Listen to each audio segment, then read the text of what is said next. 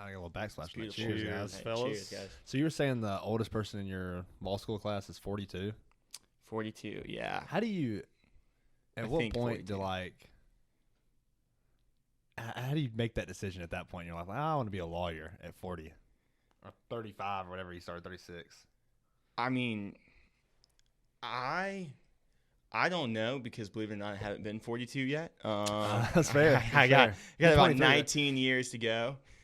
But I think, I mean, in a lot of better ways, like you have to be a lot more certain that that's what you want to do. And it's like, Yeah, because you don't have much time left. yeah.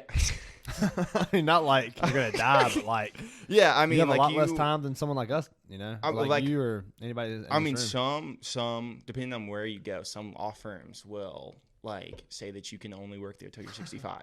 And Oh, so really? yeah, so you kind of put two and two together. You start when you're 42, finish when you're 45. You have a 20-year career ahead of you, which is cool. But like I'm looking at what will probably end up being a 40-year career, and so it's definitely a decision that a lot more life has gone by. And so like if anything, like I see people that are older, and this is I was kind of talking to Sean about this before, just like the different perspectives of like a 45-year-old doing law school or a 35-year-old or even like a 28-year-old doing law school versus a 22-year-old is that they treat it a lot more like a job. They treat it a lot more like this is their life, and they're a lot more like successful, like top to bottom. Really? Yeah, I think it's because they get an opportunity to go out and just like see the real world and like Have more experience. Yeah, well, understand that like it's not the most important thing that you're ever gonna do. You know what I mean? You think that's something you can like fabricate, or like you think that's just I know. a I natural think thing? I think it's something that you have to experience. I think it's something that like when you come in, like when you go into law school, the best advice that you could ever receive is that you just like take it from like a 30,000 foot perspective and view everything from there, because the concepts like we've been learning about our whole entire life, they're not super complicated. When you put a lot of it together, it becomes super complicated, but it's just very fast paced and a lot happening at one time. It's a complete new way of learning.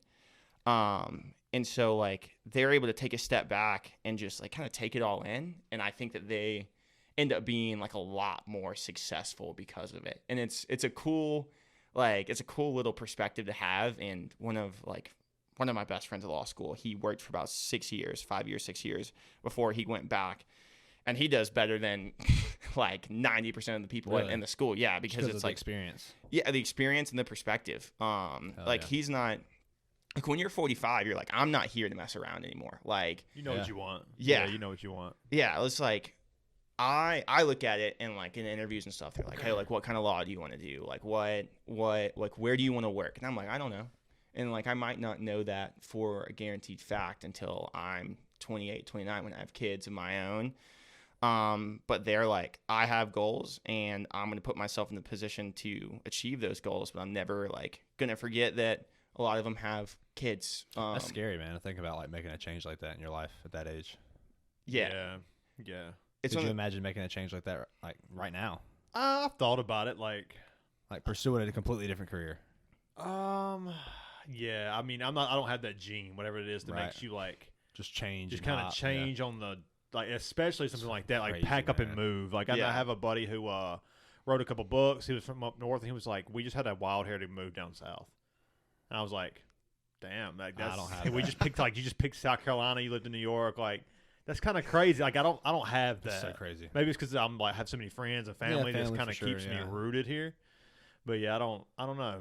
I couldn't see making that change. But I mean, I guess if I had to, like I was forced to, like I lost my job or something, then that's another thing. But Yeah. just to kind of, which is scary because you want to be able to, you don't want to feel complacent and feel stuck in like your job is Right, like has yeah. no meaning or something. Like you don't like there's always better for you out there, so you don't want to stop looking for it. But also, like, you don't want to constantly be hopping around and never settle down. Yeah. But those it has risk. Yeah. Yeah, it's like, especially too, like when you're buying a house and then on top of that, like you are it's all just a massive investment. Like if you're going back to school too, like you are spending tens of thousands of dollars on education. You're giving up salaries or any like pretty much ability to make an income for like the foreseeable future. It is like a scary decision. And like I that's why I think it's so cool. And those are people that like I like to talk to like a good bit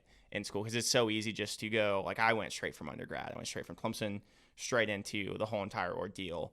And I hope it doesn't show too much. Like I hope I'm like I carry myself like a little bit like I'm here to accomplish something and then move on and figure out what's going on with my life. But it's like it's definitely like they have pages out of their books that you should be taking from. And I mean I think that if you make an investment in yourself at the end of the day, then like it's worth it. But like you kind of have to know the journey is more important than the destination. So like where you end up, you know, it's probably going to be somewhere good if you fucking apply yourself. But. Yeah. What got you into law? Honestly, I have no idea. I think I think I'm more of a skills person instead of like, oh, I want to do one thing for the rest of my life. And then I'm like, not necessarily, I wouldn't say like a people pleaser, but more of like, I like helping people and I like solving problems for them. And it's one of those things where, or law is in general, it's like you go and you get an attorney not just for fun. Like if you have to get an attorney, right. Either something really good's happening in your life or something really bad's happening in your life. And I like I've had some opportunities just to be like a mentor and be an advisor to a lot of people.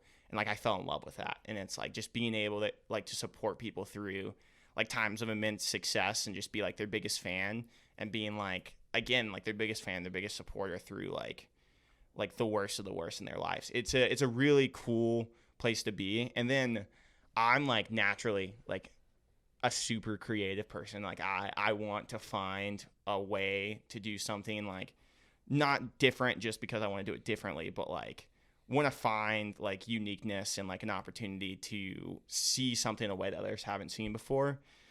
And you get like a really awesome way to do that through the law wherever you're at, because like if you're on like the litigation side, so like you're in the courtroom, you're writing memos and motions, and like you work with like the court, and so like that's like the basic what you would like see in like the Better Call Saul type shows with civil and criminal stuff is like the easiest layman way to describe it.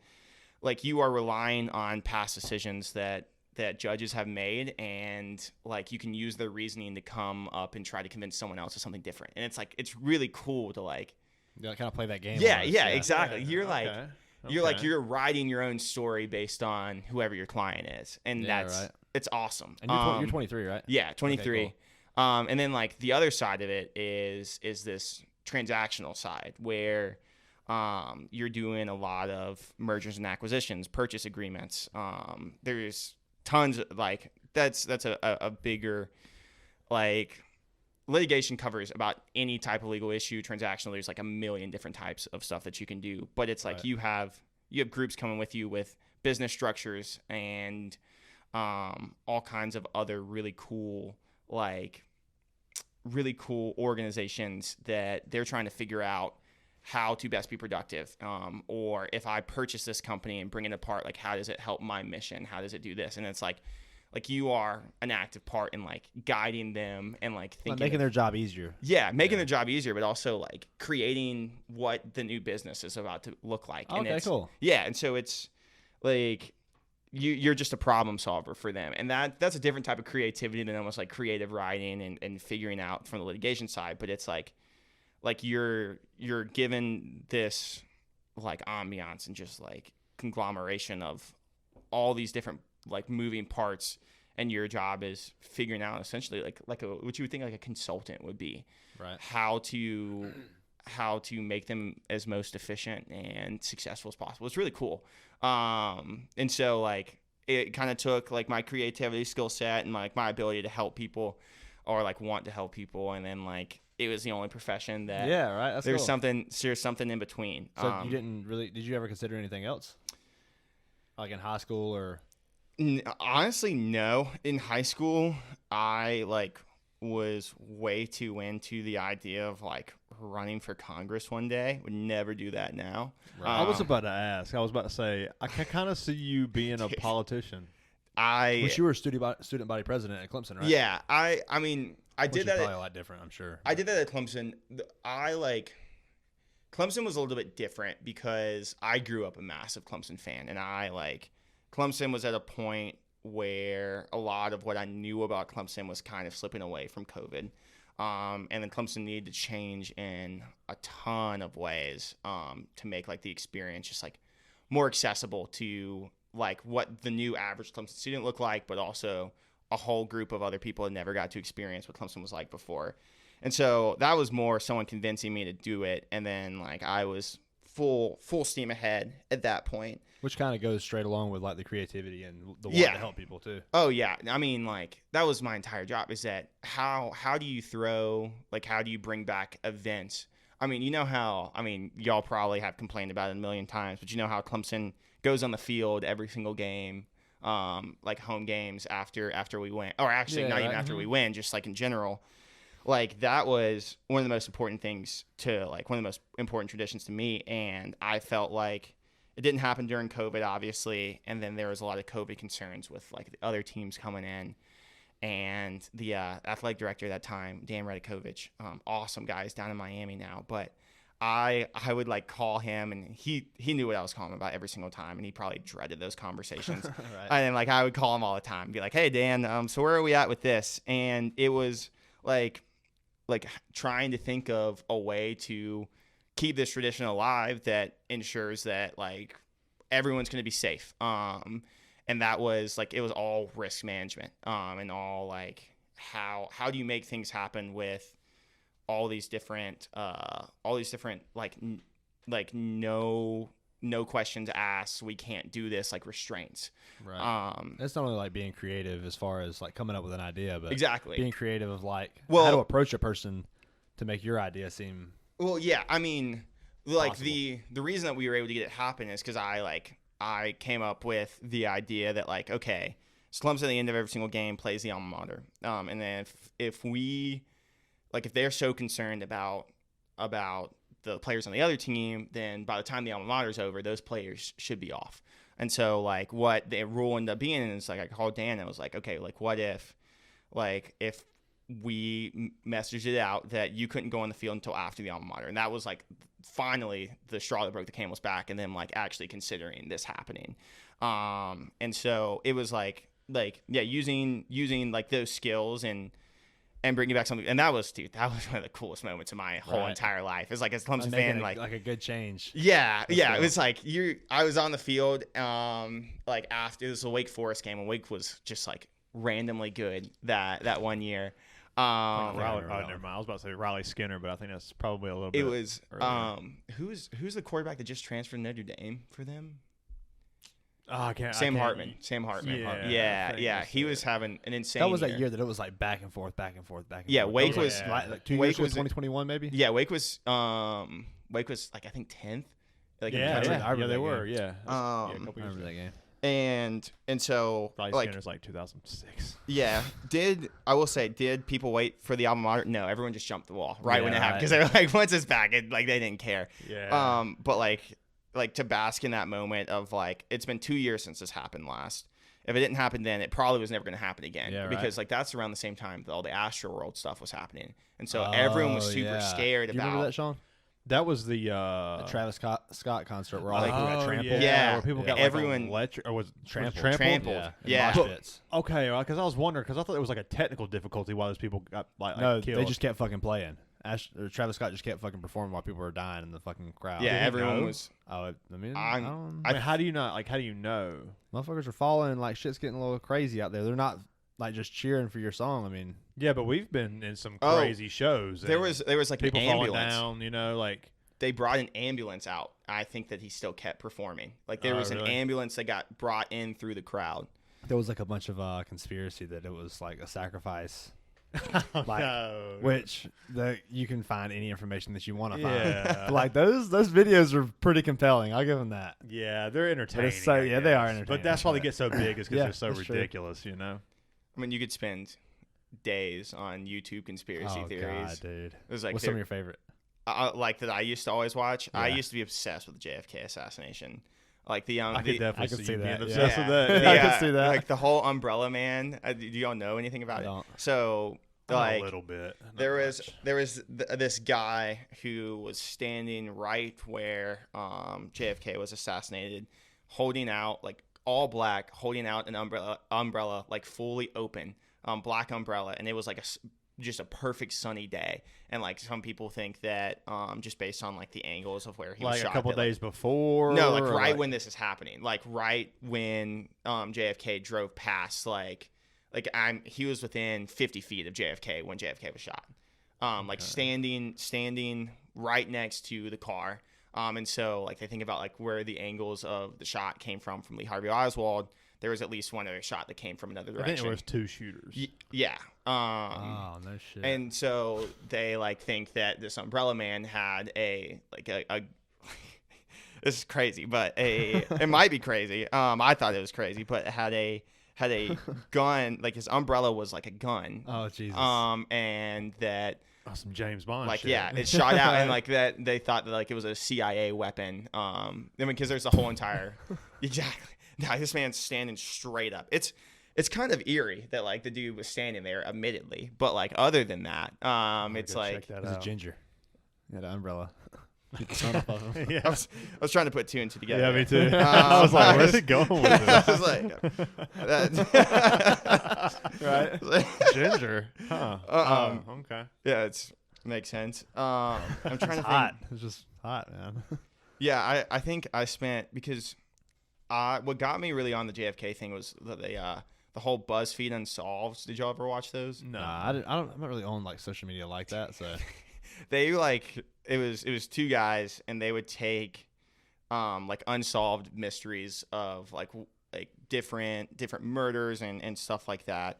And it's like it's very satirical. And like they look at all the facts of the case, and it's a very warm introduction to a lot of murders, which is a really weird dynamic. weird sentence. Yeah, but it's like they're hilarious, like for lack of a better term. And then they started going into like it's really funny because then they started going into like supernatural stuff, and one of them was like a full believer in ghosts and like demons and all this stuff, and one of them just thought all of it was bullcrap. So like they would go to these places, and Shane was the guy that was like, this is all bullcrap, and would like challenge these demons to come out and like murder them, and the other guy would be like freaking out the entire time. He's like, stop, please stop. Yeah, but they're the ones that really got me into that. But I'm trying to think of just the moon landing. So I like hearing all the stuff that people would say there. I would always like listen to like the crazy theories people had about the Earth being flat because I just thought that they were hilarious. You could almost like believe it. It's almost like if you like watch enough videos, it's almost believable. And then you're like, this is crazy. The moon being flat? Is that what you said? No, the Earth being flat, and then like I the had moon, landing yeah, in my the mind, moon yeah. landing. Yeah, the moon landing one doesn't seem that far fetched because I don't think like we haven't been back since we landed. It was in like the 70s, 69. and I mean they think that what's his name who did the Space Odyssey? Help me out here. Space Odyssey. Neil Armstrong. No, the director who did 2001. Stanley Kubrick. Stanley Kubrick, yes. They think that like that's the if it was put on by Hollywood, that it's Stanley Kubrick that did it. What was that movie? 73 or was it earlier than that? It was. I think it was like 67. before 69. Yeah. 67. Which we all know Hey, how. pull like, that shit up, Jamie. We got Noah in the house, by the way. Yeah. Cheers, Noah. Shout man. out, Shout Noah. out. What's going Hey. on, man? You look good behind the camera. I wish That was everyone looking could see good, you. man. It was looking good.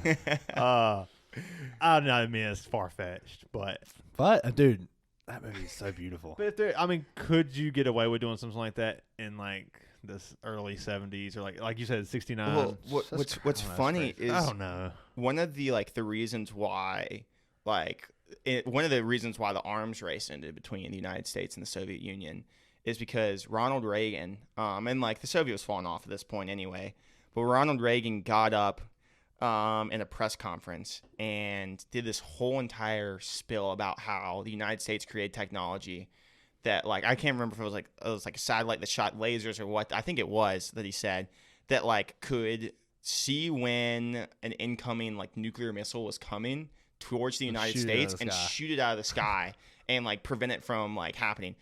Whole thing was completely made up. And then, like, the Soviets were like, oh my God, we're nowhere close to that. And, like, we are done. Like, if they have that, we still don't have. I don't think that we still have that. But like, Reagan was just like, one day decided to be the actor that he was and got up there, said it, sold it, and then, like, I think within the next, like, a year, the Berlin Wall was coming down. Like, it's crazy.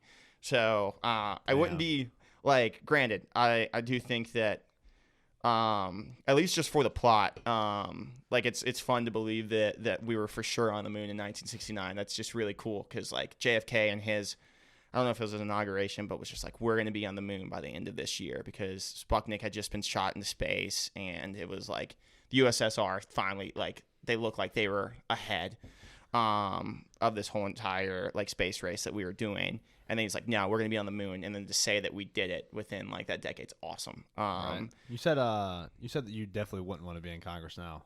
No. Why? I think that's it. I think it's, one, a lot of personalities, but two, it's one of those things where, like, I don't, like, I love public service and I love doing my own thing, but, like, it just is it's very demanding, and it's just, like, not, I think, in my point in my life where it's like, I'm just trying to take care of my own stuff. And, like, I don't think that I could, like, bet, like, if I was the congressman for the 3rd district in South Carolina, I don't think that I could take care of, like, other people's wants and wishes, like, as your full time, like, everything you do, or it's like, and I like, I mean, I especially saw it from my time as like with student vice president and stuff. So, like, I kind of became, like, obsessed with just, like, making everyone else happy. That, like, you know what, like, you lose yourself. That's what you were saying before. Yeah, I just kind of want to take an opportunity just to, like, see what makes me happy for a little bit. But, like, I think it's more of, if I was ever asked to do it and it looked like it was an actual need, then, like, I would actually consider it. But, I mean, I think unfortunately, it's a place where, like, you're in the public eye all the time, and I think that's another thing, is that, like, I like living my own life. Yeah, for sure. And, like, I hate being in the public eye all the time. Yes, me too. So, I know. So we started a podcast. Yeah, but, like, staying in my own lane, and just, like not having to do all the things that comes with being a politician. I got you. And but so I think that also, who would want to be a politician in today's time? yeah, Like, even no matter what, no matter people that even if you stand really strong love and themselves. believe what you believe in, like, Well, it's just like an uphill battle, I feel like. they're gonna hate you. Some half Everyone's is going gonna to hate hate you, you. yeah, and And just gonna be like, they're gonna dig everything up in your life. Everything you do is gonna be under a microscope. They're gonna pick it apart. You know, if you're having, like, a conversation for, like, a couple hours or something on a podcast, it's like, well, look, he said this. At the time, it was like, you know, it might be very specific. You might not got the chance to explain yourself deeply. You know, like, taken out of context. Yeah, there's a lot that kind of goes into it where it's like, man, you know what? It's not even worth it. And it's just like, sure. like, when you say you have to play, like, the political game, like, it's become a game, and you have to, like, become someone that you might not be. And it's like, I think, like, especially where we are right now, you have to become one thing or the other. And life just isn't, like, life isn't that black and white. It's not black and white. I agree with that. And I think regardless of what your viewpoints are, like, they aren't all the way here or all the way here. So, I'll let other people do that It seems exhausting. for a little bit, and if I have that big of issues with it, then I'll call those people, or I'll get my grandparents to call those people, because here's the thing about, like, Congress is the people that have the most influence or the people that call Congress the most and like are influencing their everyday decisions are 100% elderly people, because like they spend all day calling congressmen. Like that's Really? that's like 90% of the calls. I have no idea. That's like Makes 90% sense. of the call, and like the voter turnout amongst the older group is like almost 100%. And so it's like they're holy just sitting shit. around watching the news all day, and they Yeah, get very that's- opinionated about it, so they had to feel the need to like help their Wow. society, I guess. well, and then like you look at like AAA, not AAA, AARP. AARP is one of the biggest donors to all kinds of political campaigns. Oh shit. And so it's like, Oh, Google is like, they give money to the left, like $300 million here, you know, like big chunks. And one thing that a guy from Google, I listened to a podcast, and a guy from Google was talking and saying that, like, knowing that they have a tendency to give boatloads of money to a specific party, you know that, like, when you go to search things through Google, the first things that are going to pop up are going to be the things that they support, which is more left-leaning ideas. Right. So, like, that might not mean something to someone who has left-leaning or right views or left views, but the undecided, I think that's going to help sway yeah. a certain percentage of the country, which is pretty powerful, you know? but yeah, a lot of them, like a lot of big corporations have a ton of political capital, and it's crazy, because like even there's a lot that I think people on like more liberal people don't like about Google, and big corporations in general, and it's like they are still pushing. Like Google might put $300 million into Democratic candidates, but like they're also pushing whatever's going to make Google the most successful. True. And for the most part, yeah. like the politics and the economic standpoints of certain parties just like aren't going to help Google. And so it's like then it's like then it controls the narrative of, like, these big corporations control the narrative of what the voting habits are for these congressmen. And it's like, again, like that's another reason why, like, you ask me, like, I don't want to owe anyone anything, but like you can't be like the only people that if I was like a congressman that I would want to owe anything to is like the people that got me elected. But regardless, like you can't do that without a lot of money. I was about to say, yeah, because you, like he said, you know, those people at the top with the money. I mean, money's gonna win every time. Yeah. That's you know, that's, I mean, greed is going to out, like, so.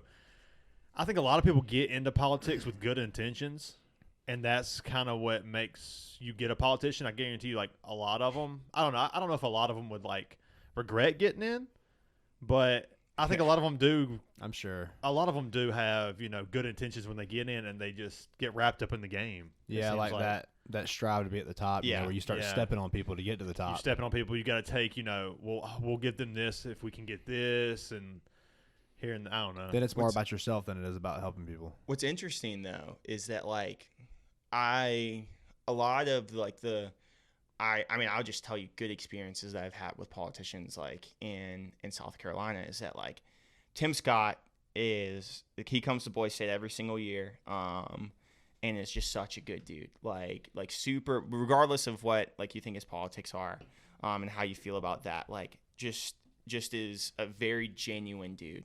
And means the absolute best for you, and is very like intentional with every conversation, and like he sends out letters to every single Boys State person at the end of it, like with like his contact info, and obviously it's not his personal cell number, because that like would be a nightmare for him if that like yeah. And then Nikki Haley, she my senior year at Clemson, she transferred on to the board of Clemson. I don't know what the whole entire ordeal is now with her running for president, if she's going to have to step off of it. But, like, when I introduced myself to her, like, was just, like, so interested in me. And, like, really? so, like, this is a place where no one else was around and had like really no excuse. She was, or like no reason to. Like she's not doing this for a show. No, because like I've seen her do things for a show. I've been to events that she like that she spoke at. Like I've seen her speak as governor multiple times. And this was just like a one-on-one conversation between a 21-year-old at that point and one of the most successful like politicians right now in our country. Sure. And like she was with her husband, and her husband's an awesome guy too. And I got to meet her daughter, who was around the same age of me and was at Clemson.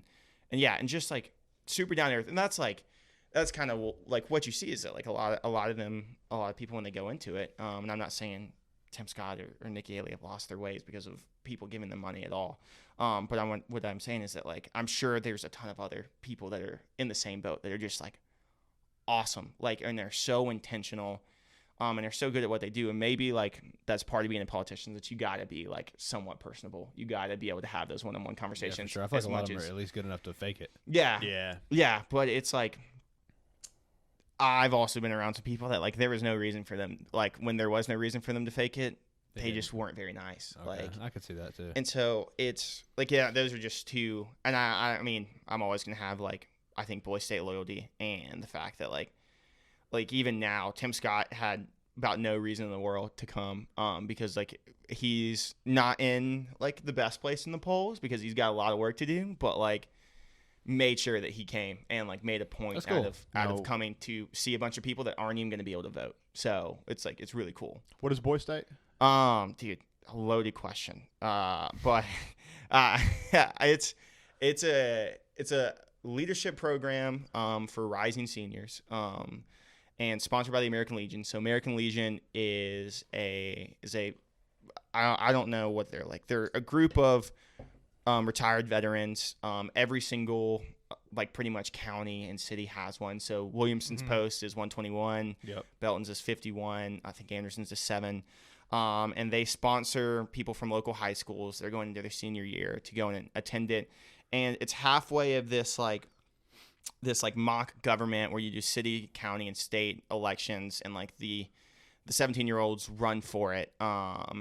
And like they're an active part of that, but then there's this like massive city competition that exists because they're all like broken up into different groups called cities.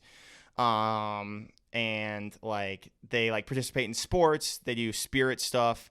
And it's just like I've been in the program since I was 17. So this past year was my 7th year in the program. I was a citizen, and then you go from being a citizen to a junior counselor. Every city, there's 30 cities, has around 2 to 3 junior counselors, and then you become a senior counselor for 3 years, and like you like lead the people to like lead the citizens to and from like lunches and everything else, and like you're like kind of the enzyme of like them feeling out the program and being encouraging, and then like after that you end up on staff. But like it's a cool thing because like these kids the citizens get put in situations where like they know no one in this group of 30 people. They're all from different high schools around the state. They're all guys. They're all in similar dispositions.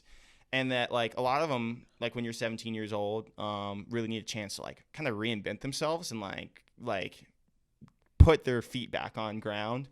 And so they get like a really cool opportunity. And like I've had kids that have never spoken before in front of groups of people like go up and win elections, and it's one of the cool. Cool. It's really cool. It's super life-changing for a lot of them. Can anybody go to Boys State? Huh? Can anybody like? So go to Boys State or? So you have to be nominated, or you have to like interview. Schools do it. American Legions do it differently, but like you're sponsored by like American Legion. Okay. So like I think from Palmetto 4 or 5 guys go every single year, and for the most part like the student body presidents from schools usually go, and like that's the funniest part during speeches. Like the first day, everyone's like oh, like we call them the Mr. All That's. They're like like I'm a track star. I'm student body president. I'm beta club like they're like those type of guys. The jabronis. Then Travis Kelce. But then there's also the guys that like are there that have never been in a leadership position and like are super shy dudes, and like it's like I always saw it as like my job to kind of like get them out of their shell a little bit and like be comfortable in doing that. And so yeah, it's pretty life-changing. I had a kid last year who it was my last year being a senior counselor. Like first day, this was just so cool. First day we had like stairs next to our open common area, and he was there and he was away from everyone, didn't want to talk to anybody.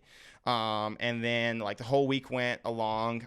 We had like a talent show on Friday night, and he got up and sang at it. First time singing in front of anyone in his entire life. Absolutely murdered it. Just killed it. Huh? What song did he sing? Oh my God. I don't remember. God, that's going to drive me crazy. Dang. It was, I know, say something. Say like, I don't want to know if I want to sing it. Like, you know what I'm saying? Like, I'm giving up. Yeah. on you? Yeah. And then like that Saturday when we were all leaving, like he was in that same spot that he was there day one, like tears in his eyes, Right. like I don't want to leave, like I don't want to go, like these people mean the world to me, He and just like leveled up, son. yeah, it's like it's a leveled up. cool little disposition to like see like it like full circle, except for it's like not a circle. He just went straight forward, and now he's in the same spot, like That's feeling so cool. completely different things, and it's and it's like to see those change in people, and it's like I'm still involved in those guys' lives, and it's like honestly, like the most special thing in the world. Yeah, it's really cool to be like, I like as that. young as we are, Yeah. and be able to influence super young guys like that. Well, like it's crazy because I mean, like a lot of the program at the very least, what I like try to be is just like a solid male figure in people's lives, like someone that like they can rely on and they can have serious conversations with, and like a lot of people lack like that male figure in their life that is going to support them in that way. And it's not by any means a necessity whatsoever, but it is just one of those, like, it's really nice to have. My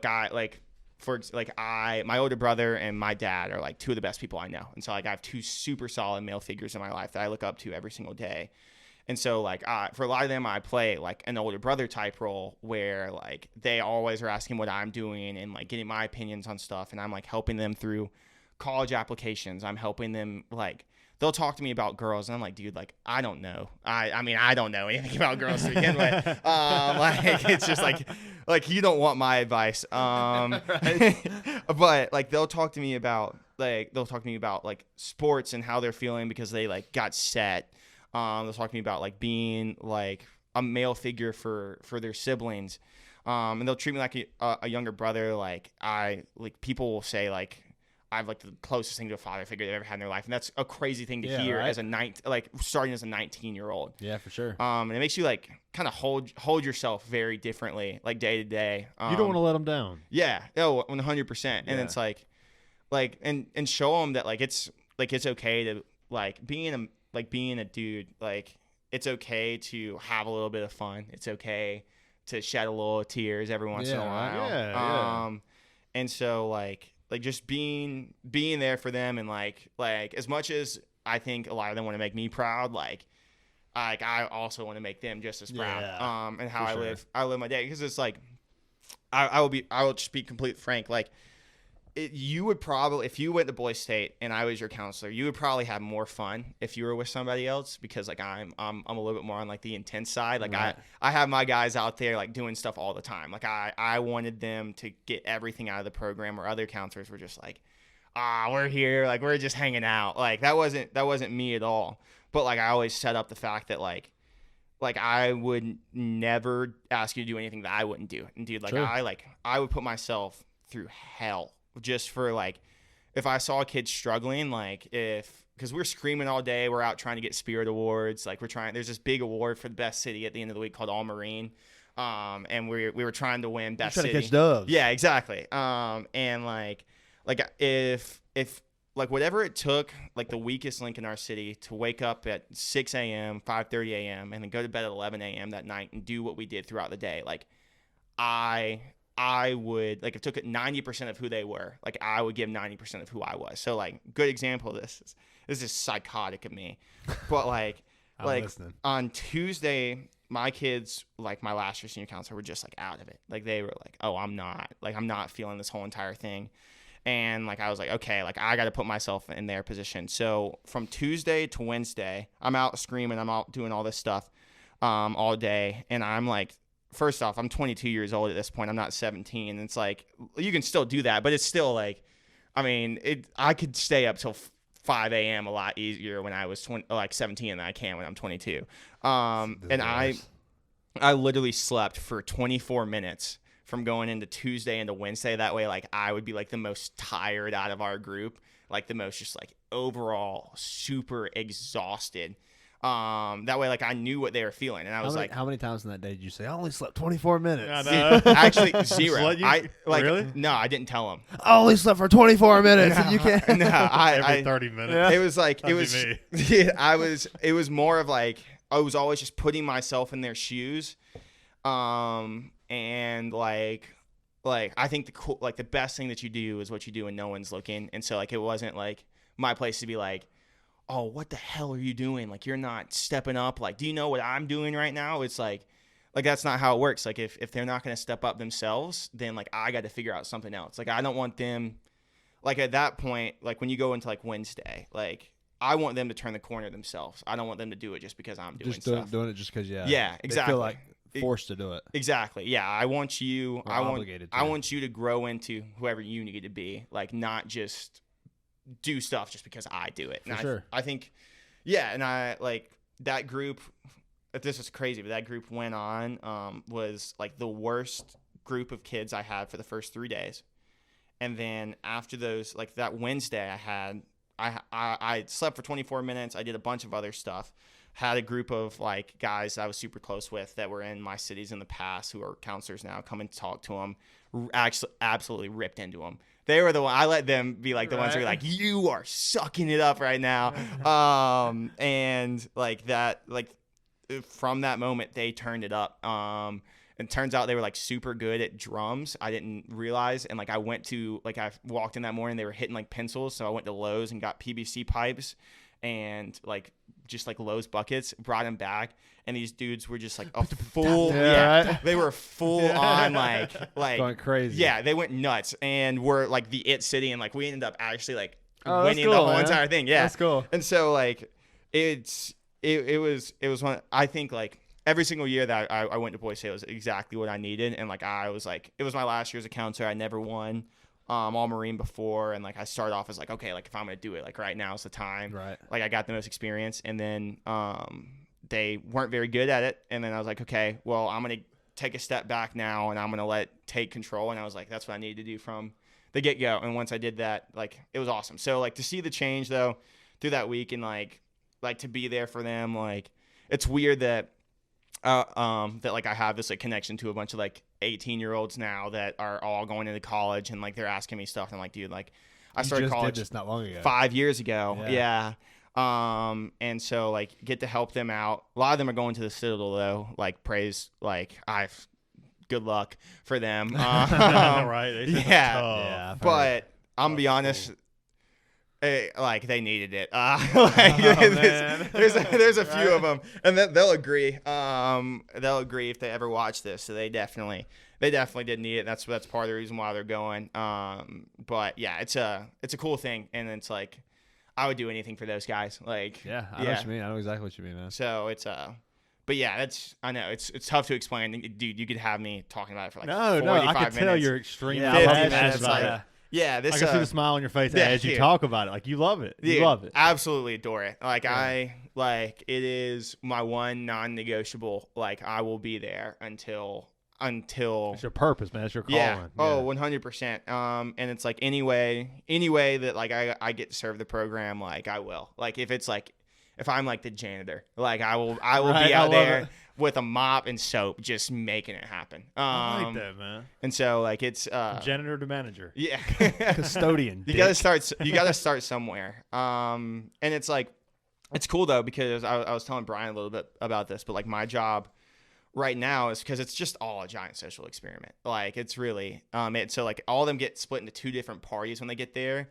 The Nationalists and the Federalists, and like they get this like survey before of like, are you going to vote for a candidate because they're in the political party that you like, or are you going to vote for them because you know them, or are you going to vote for them because they're the best person for the job? And like 95% of the people in there vote because they're the best person for the job. But that 5%. Yeah, the 5% are literally like, yeah, like I'm just gonna vote. But for I bet you him there's a because chunk of those people who are saying that, but They really don't really believe do that. it. They just know it's the right they're just answer. saying it because that's the right answer. Yeah, well, and then we come in, and our whole entire job is like, I was a Federalist, and half of them are Feds, half of them are Nats, or just push the fact like Feds and Nats. I love it. vote straight ticket. Like I don't care. Like the Nats suck. Everything about them's terrible. Vote straight ticket. And like I spent every single day just going around Trying to convince people. Yeah, trying to vote, like trying to convince people. Like I don't care if your roommate's running. Tell them that you're going to vote for him and then vote for, because every single roommate is like, there's a Fed roommate and a Nat roommate. Tell your roommate you're going to vote for him and then vote Federalist all the way. Like, and then so like what you see is that it trying to brainwash them. Yeah, exactly. I love it. It very quickly goes from, oh, I'm going to vote for the best person to, oh, like I'm a Fed, like I'm gonna ride with the Feds, like I don't like the Nats, so like I convincing. hate those guys, like, and then like the Nats, like, and so it's hilarious because like we're the party leaders, so we walk around and like the Feds see us and like we're like celebrities of them, and the Nat kids see us and they're like borderline Fuck like that guy. cussing us out, like get out of my face, like they were the Nats, like their theme was like Nat you, and so like they were like holding this in my face all week. So frustrated. The government's been doing this at high stakes for a long time, right. you know? It's and like we do all this, like the nationalists this year brought in Miss South Carolina, Miss Teen South Carolina to like introduce their governor.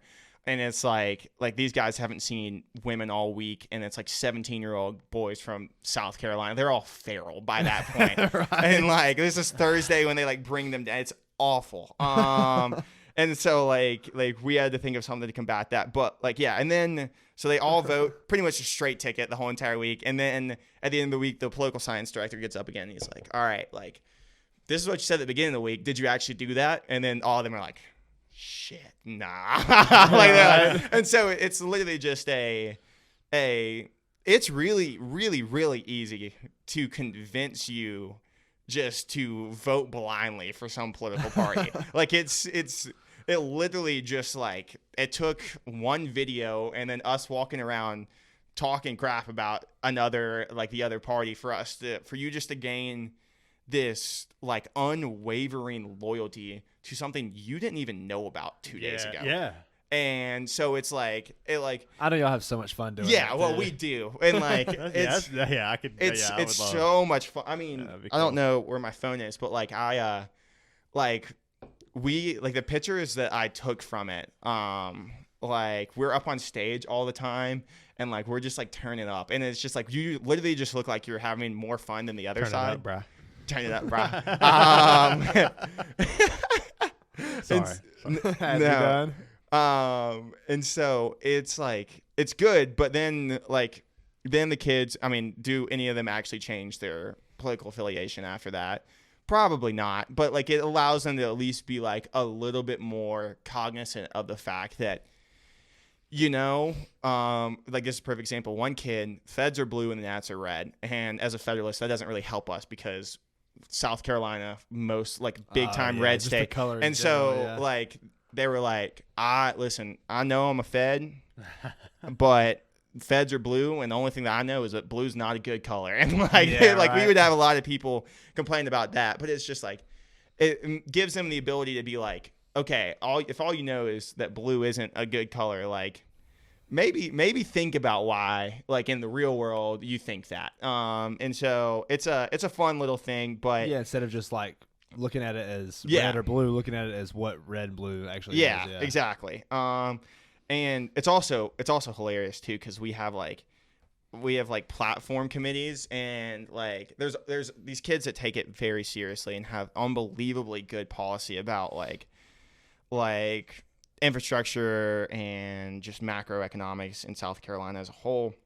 But there's always these kids in these party groups that are like, yeah, like we have to legalize marijuana. Like we just have to. Like that has to be in our thing. Or like they'll be like, well, New York State just legalized prostitution. Like, what do we think about that? And then it's like, dude, what are you doing right now? It's like they want to come up with anything that's going to help like their party win, and they think that a bunch of other 17-year-old kids are just going to be lit about like the legalization of marijuana, which is like, on the joint political rallies, the day that all the state speakers come and speak, like every single time someone will say like anything that's like a slightly good point, that side of the party will just like the room gets split. Shifts. Feds are on the Super right fast, in yeah. blue shirts. Nats are on the left in red shirts. And like you say oh, I want to legal. If a Nat was like up there, was like, I want to legalize marijuana. All the Nats would go nuts. Like, they'd be like, yes. Yeah. And then all the Like feds so would be tribal. like, yeah. And then all the feds would be like, that's a terrible drug. Like, screw that.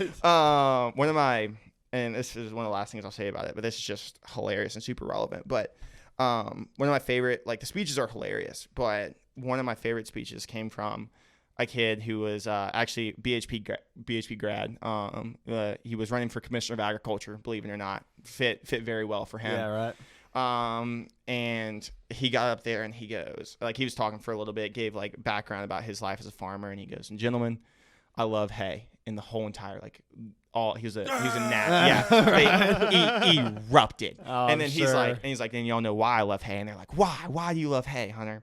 He's like, because hay feeds animals. And they lost it And all the again. feds are like, And then- how do we beat this? and then they're like, he like stops him. He's like, and animals feed America. Oh, God. And at that point, like, it wasn't even just like a Yeah, Nat thing. and All the feds got up to. They're like, yes, they do. Yeah, That's it's funny. absolutely hilarious. So yeah, super. That's funny. Yeah, dude. Again, we don't want to make the whole podcast about it, but No, it's cool. It's cool to listen to. but yeah, it's so exciting and it's so funny. And it's like, it also keeps you young. You're 23 years old. You're starting to use finasteride to keep your hair intact, you know.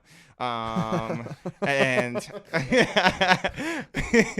I mean, that was directed. No, it was if there was a mirror right in front of us, it'd be directed straight back at me too. But it's like being around a bunch of like 17-year-olds, like, once you realize that they're 17-year-olds, then you're just like, this is hilarious. Yeah, like, right. it's and they're just so easily influenced. And like you can convince them.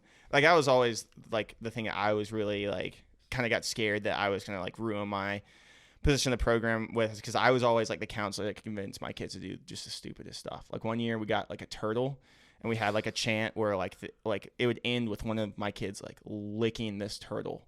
Like the entire shell from like bottom to top, and it was disgusting, but like absolutely electric. Like, they would all lose it. It's like Wolf of Wall Street. Yeah, exactly. And so it's She's like, gonna shave her head. Yeah, for 10 grand. for just to get a boo job. Yeah, that's what it was. this past year, the city that won it all was the Ragu. That was like their theme. And they would get like a kiddie pool and would fill it up with spaghetti sauce, and like the biggest kid in their city would just belly flop in it. This sounds like hazing. Dude. I mean, it's like, well, the funny thing is that like, if you made them do it, it would be hazing, no doubt about it. Yeah, it's like you're convinced them to like do hazes. But it's not like, it doesn't take, like, my convincing is me coming up with the idea and being It's like, like oh, funny this stuff, would be, though. It's not like painful. Yeah, exactly. It's This the would- implication. like, this would be sick. And then they're like, oh, I want to do it, because they're 17 and the only thing they want is attention. Yeah, like, that's they're fair. like, That's fair. let's get, like, like we had one that was baby. But the implication. is yeah. No, if you were from the outside looking at it, Dan, you'd be like, oh my God. No, I get it. It's funny, dude. Because when but you were that age, you're I like, got I some want to do that. controversial shit I want to run by you guys. Oh God. Oh, yeah. listen. So I have a friend, and we won't name the friend. I'm sure you might be able to guess him, but Yeah, probably. his son's been kind of like he's kind of starting to turn into a teenager, Yep, got it. and you know, he's kind of rowdy, kind of got to learn the hard way most of the time. You know, a little trouble at school. You know, picks on his like his brother. You know, a little trouble kid. Yeah. You know, and like a relative was over, a cousin who's a little bit bigger, I think. The kid might be like 10, the cousin might be like 12, 13. A little bit bigger. The cousin walks up to my buddy and goes, you know, we'll call the kid someone help me out here. We'll call him Number 7. We'll call him Jimmy. Jimmy. What Jimmy. grandpa's name? Yeah, we're gonna give him my grandpa's name. Like Jimmy is Grandpa like Jimmy. he keeps hitting me, and like at this point, my buddy's like, I'm fucking tired of this. Like, I'm really tired Is Jimmy of this. the younger one or the older one? Jimmy's the older one. Okay, the cousin. And no, Jimmy is okay. The cousin came in to tell about Jimmy hitting him. Okay. So my buddy's like, I'm tired of my son like having like he keeps doing this shit. I'm pissed. So okay, let's go. Grabs Jimmy, grabs the cousin. They go outside. He's like, okay, put the headgear on. And They got boxing headgears? yeah, Okay. I'm pretty sure. Maybe it's just like Or a football helmet or something. yeah. Well, it's like like a boxing Okay. headgear. Yeah. Yeah. Or like a MMA headgear or whatever. Yeah, right. And he's like, he gets 2 free hits on you. And the cousin's like, he's like, this kid's pretty stout. Like, comparatively, Yeah. kid's a little bigger. And the cousin's like, I can hit him? Yeah. Pops him, boom. Was it like a glove or like not a glove? Glove. Okay. Yeah. Okay. Pops him, boom.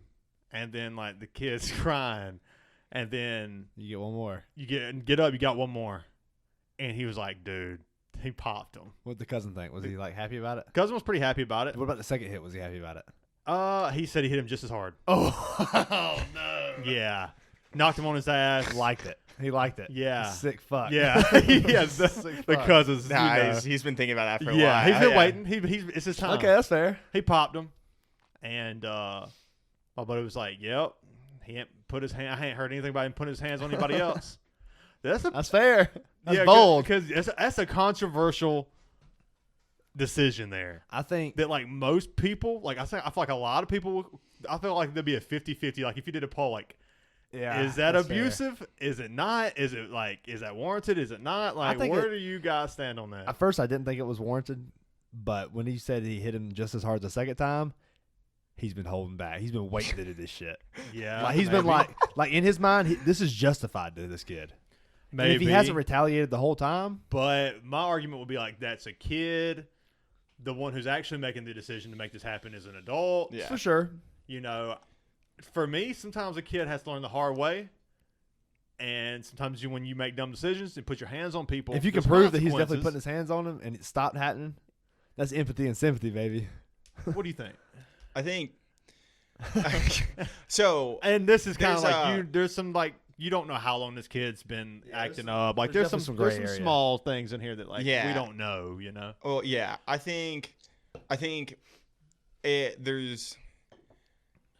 it was closer to putting them more on an even playing field.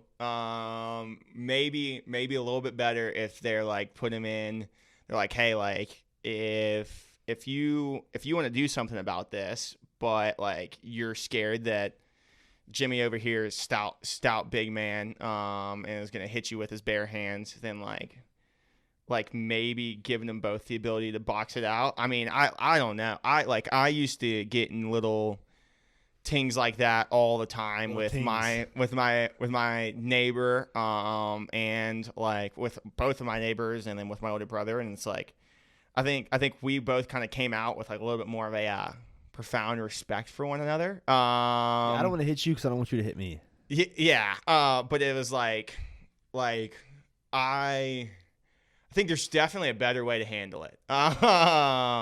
However, it's like it's one of those things where like you are putting the cousin again like on more of an even playing field against Jimmy, and like So you're saying that like he should like if you're gonna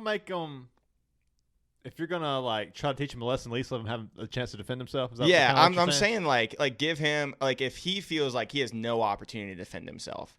That seems kind of dangerous, just letting your kid take a shot to the side of the head. Yeah, exactly. That's why I'm like, Dude, he took a shot Blasting him, like right hook.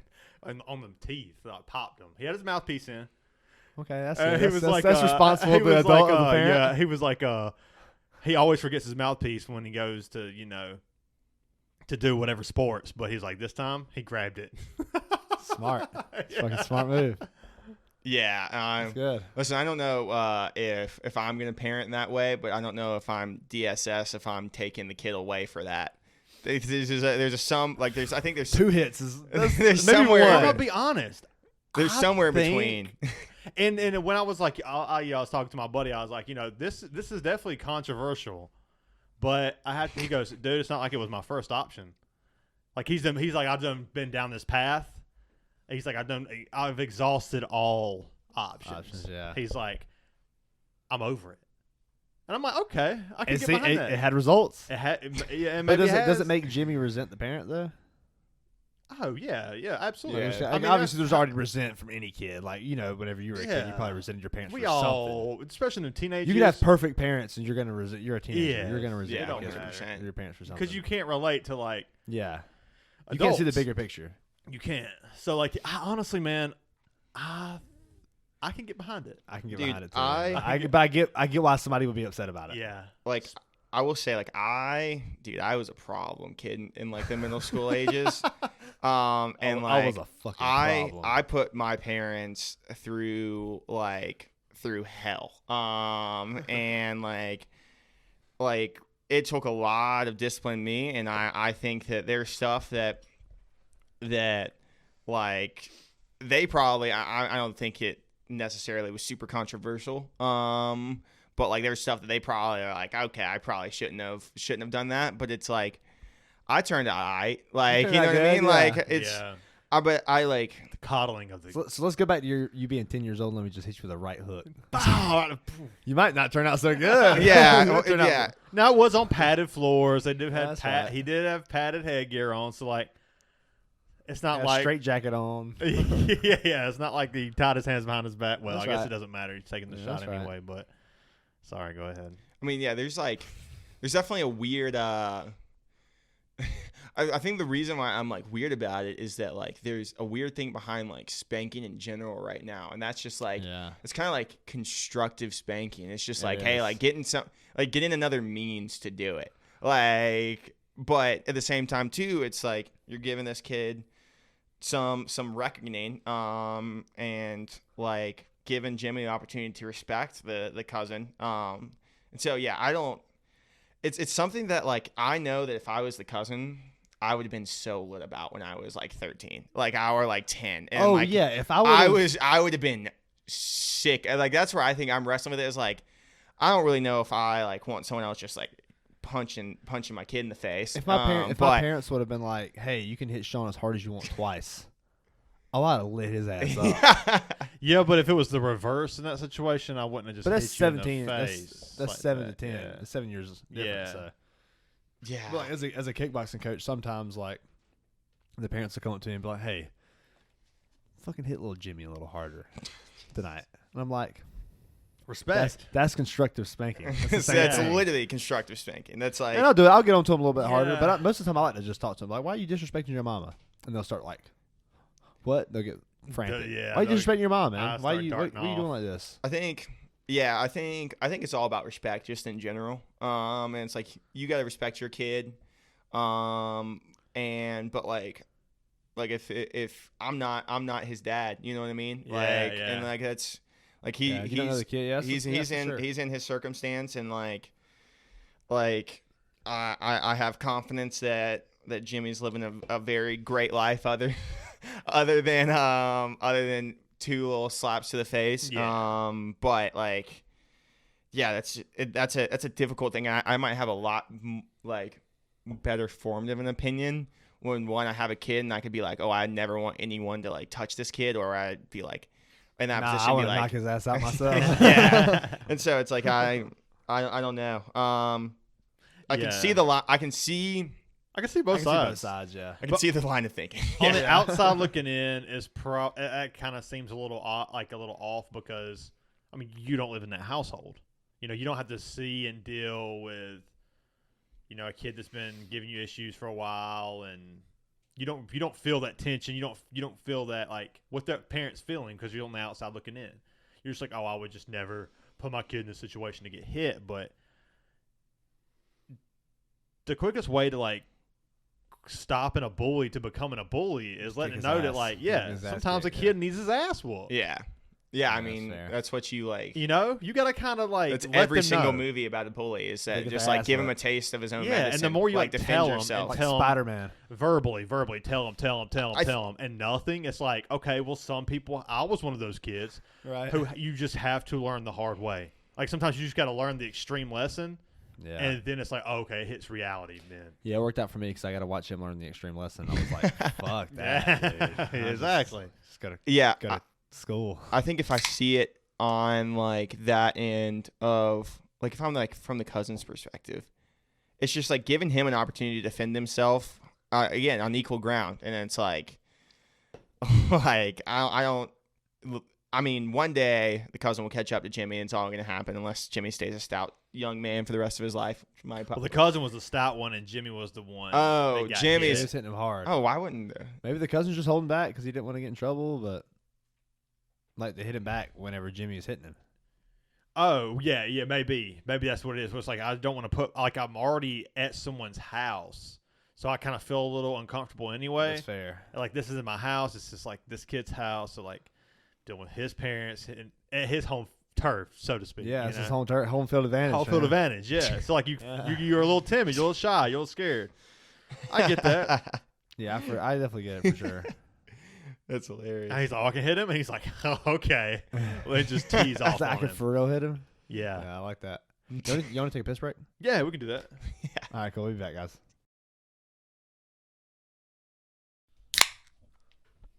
Oh. I was recording all that, and I don't know if I'm going to edit it out or not. The beatboxing. That was nice. It's beautiful. Nah. What's up, guys? We're back. We're back. Yeah. You were saying Paul McCartney. You're talking about that There's a conspiracy. conspiracy with Paul I McCartney? don't have a clue about it. Did you actually not? Yeah. I haven't heard of it. So, yeah, I was actually like just looking up an article of it. I'll pull it back up. And so, yeah, there's a rumor that Paul McCartney died in a car accident, driving away from Abney Road. And so there's a lot of stuff. So if you like play certain tracks backwards, like on the old records for Beatles, there's like, okay, where is it? There's like, all right, Revelation 9 backwards. Turn Me On, Dead Man. Strawberry Fields says, I buried Paul. What could it all mean? There is a lot about the Abney. Is Paul McCartney still alive? True. If you play that backwards, does it really say that? There Is is, Paul McCartney still alive? Yeah. yeah, he Okay, is. so he's he's a like clone. he's like the one. So he's they not. think that there is. It's an alien. So they think that they replaced him with an impersonator that was right-handed, because there was like pictures of him playing guitar right-handed, and Paul McCartney was like one of the first like left-handed people that they didn't think was like from the devil, because that was still like a thing in like the 60s. I can imagine that. Oh my God, he's yeah, the devil or something. He's doing it the wrong way. He's left-handed. exactly. I forgot where it is. God, Jimi Hendrix. All this stuff, but in the Abney Road cover, he's walking barefoot where everyone else has shoes on. They used to bury people. They used to bury people in England barefooted, and then he's holding a cigarette with his People were with his barefooted. right burying hand. him, or the people they were burying were barefooted. The people that were dead were barefoot. And so there's Who would there's you rather be? there's a barefoot funeral. That's gonna be my will.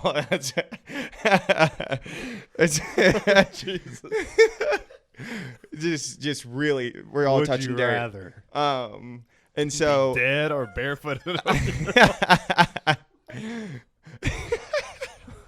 And so there's a car in the background, right, where like Paul McCartney is like standing in the Avenue Road cover that says "if 28," and like they're like, okay, he was 27 when he died, and like he would have been 28 if like he was alive right now when Avenue Road dropped. He's holding a cigarette with his right hand. He was left-handed. Crazy now. It's part of the 27 Club. Yeah, according to this. yeah. No, they think that he was like one of the original members of the 27 Club. Because it was like Buddy Holly was the first one, right? And then It was Robert Johnson was the first one. wait, okay. He maybe, yeah. All right, then Buddy Holly. Buddy Holly was probably right Close, there. yeah. Yeah, Robert Johnson was the 20s. first one. Yeah. Um, Yeah, that's right. Yeah, Robert Johnson. So was the first I know I've heard Fuck. the Strawberry Fields. I buried Paul. I've never heard pretty much all this other I stuff. gotta hear it from the record. Though. I can hear it from like some online dude who's like, put this shit in there. Yeah. Oh, I heard it from like. Barry Paul. Fucking Stephen Hawkins. Exactly. Wow. All right. And then so yeah, it's a lot of people looking for coded messages. But it's also like, listen, I spent like probably 3 or 4 weeks. I remember one time, me and my brother, this is a whack story. We're in GameStop and we were talking about like GameStop employees are always characters. That's just part of the resume. It's like the same people that wear pins on their clothing. It's like literally, yeah. What's wrong with that? What's wrong with either one? No, like the the fucking like little buttons. Yeah. It's like, those people are like a little Same odd, people, a yeah, little it's the different. same Yeah, a little odd, but Yeah. like they're always super interesting to talk to because they're always super passionate about something. And this guy was super passionate about like conspiracy theories, and he was telling us about a UFC fighter that died and then they like that got replaced. And my brother was like, "Oh, like Paul McCartney is like a joke." And this dude like looked at us. Oh, you know. Like, no, he almost started crying. Like he was like, "You're kidding. Like you're not being serious." Oh, he didn't like know Paul about it. McCartney, like actually, and like literally was like the Beatles were my favorite band. Like I feel like I'm being lied to. Like if that's true, and like I'm like, dude, Wow. you're like this That's was the, like that's the same people voting for You the just met Federalists. this This is- guy. and You It's believe the him same like this? person voting for the Federalists, man. well, gullible. it's not even that. It's like he was 19 years old probably at this point, 20-year-old. This was like in 2015, which means like the Beatles at their heyday were like in the 1960s. Like this didn't impact you, brother. Like you weren't even like your parents He was might born- he not was even born in been the a wrong thought. era. Like yeah, How do you it's feel like, about that? How do you feel about the people that say they were born in the wrong year, the wrong decade? That's crazy. I also feel I feel like that's a wild thing to say. Just people want attention. I mean, I feel like I'm gonna say yes, and one of y'all are gonna be like, yeah, I say I was supposed to be born in the 70s, and I'm gonna feel like dirt and have to walk out of the Nah. podcast. No, I don't. I agree with you. Like I don't know. I don't think it. I think it's really cool to appreciate. Like I love vintage clothing. I think it's really cool to appreciate other eras, but it's like there's no time like right now. I feel like Right. think about all like how easy our life is in comparison to like keep in contact with people. Right. Like as much as I mean, like social media is It's just crazy, yeah, yeah. it's its own little vice and creates all kinds of issues. But like, how cool is it that I get to go wherever I want to in the world and can like my parents lived in Germany for 2.5 years and like I got to talk to them as much as I wanted to. And it's like if it was in the 60s, like I would have seen them at Thanksgiving and Christmas. And so it's Yeah. like Who did you live with whenever they lived in Germany? I was in Clemson at that point. Okay, And my cool. grandma moved into my house. But it like and it just makes life so much easier. It's also I don't like when people are like, "Oh, I like denounce," or are like I mean, I get it. I understand it. But like when people are like, "Oh, like Gen Z or millennials are just like the worst," like or like I'm in the wrong generation and like I think it's just like a crazy thing because it's like you're like one of the people dictating that you carry that. Yeah, that's true. Like you don't have you have no choice about when you're born. And so it's like why just accept the fact that a group within your group, like a group that was born at the same time as you might hold different values than you. Cause it's like, Right. I'm a Gen Z guy and I'm going to work hard every single day of my life and try to give my family as good a life as possible. And y'all are going to do the same damn thing. And why is it that like the whole entire group has to be like put together and that you have to like denounce a group because of that. And so I think it's interesting, but like I kind of feel maybe it's just because everyone kind of talks junk about like the moments that we're living in. And I'm like a big like live in the moment type person, but like I like my generation. And I like where I'm at, and like I wouldn't want to live anywhere else or anytime else. Except for like if I got to like meet Jesus or something, that'd be pretty cool. But Other than that, That'd be pretty cool. yeah, That would be pretty cool. Yeah. like, I mean, I think that would excuse like not having like indoor plumbing, but if I got to got to meet Jesus, I'd be I like, don't know, okay, man. like, Cool, all it's right. pretty cool. Yeah, not having like salt. When did people start using salt? Like always. Never mind then. It's gotta be, yeah, it had to Like- be like definitely caveman days. Yeah. Did I 'Cause people used to use salt as like a means of refrigeration, right? yeah. I think like preserved foods, yeah, I and, think the like fucking definitely campfire. That means, like, all meat over steak was, like, campfire jerky. days. 4,000s, yeah. Like, So, this is a crazy question. So if you could go back to, I don't know if I've asked you this before. I definitely asked Noah and some of our Discord guys, but Shout out. shout out to the guys beyond the camera, beautiful long luscious hair. that's okay. but- Describe 'em. But great way.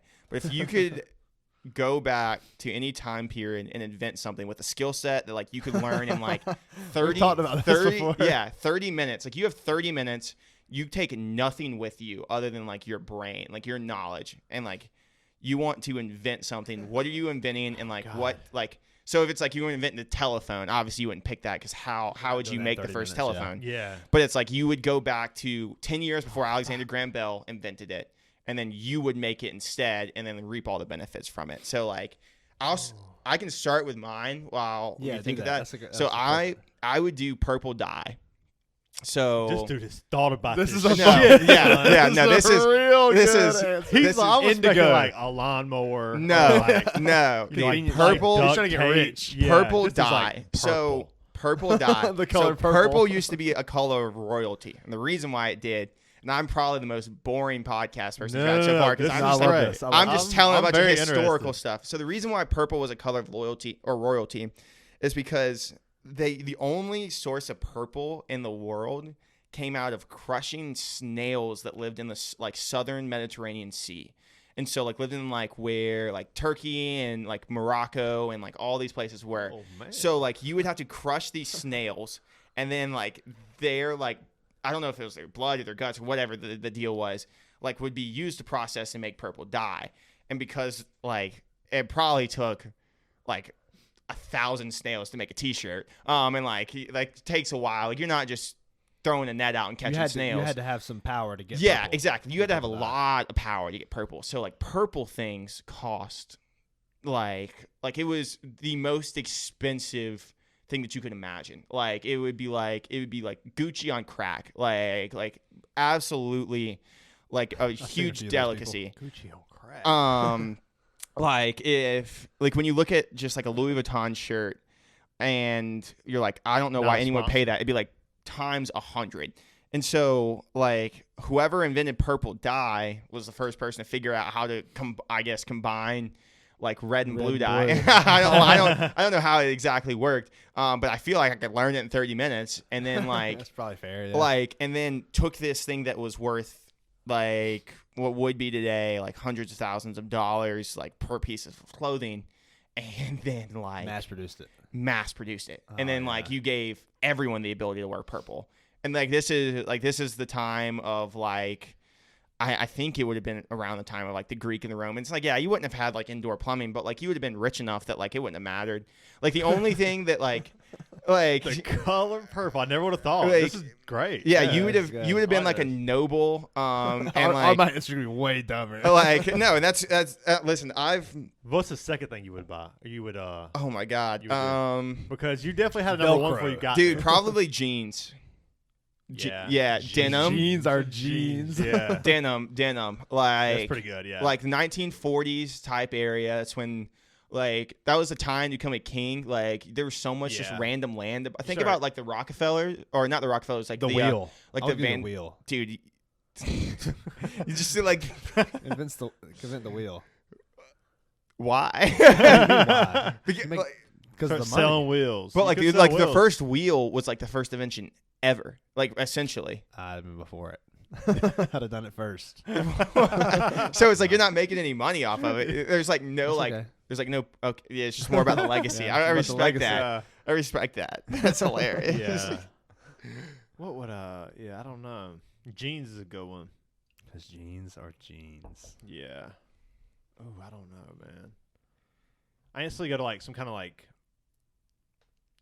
instant like fire starter, Yeah. like a lighter or something. Okay. You know, that would be pretty nice versus like having like just do it the old school caveman style.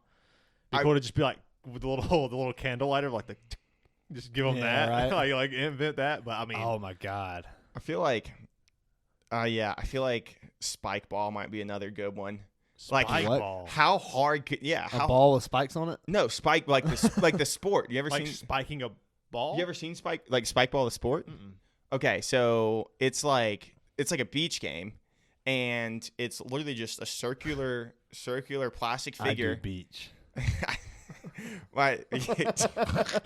Fucking Barbie. Dude, that movie's hilarious. But Did you see it? I pre-ordered a I Am Knuff sweatshirt. It's coming in September because I don't care. I don't care when it comes out. I'm gonna wear it every single day. But it's like a beach game. It's like volleyball.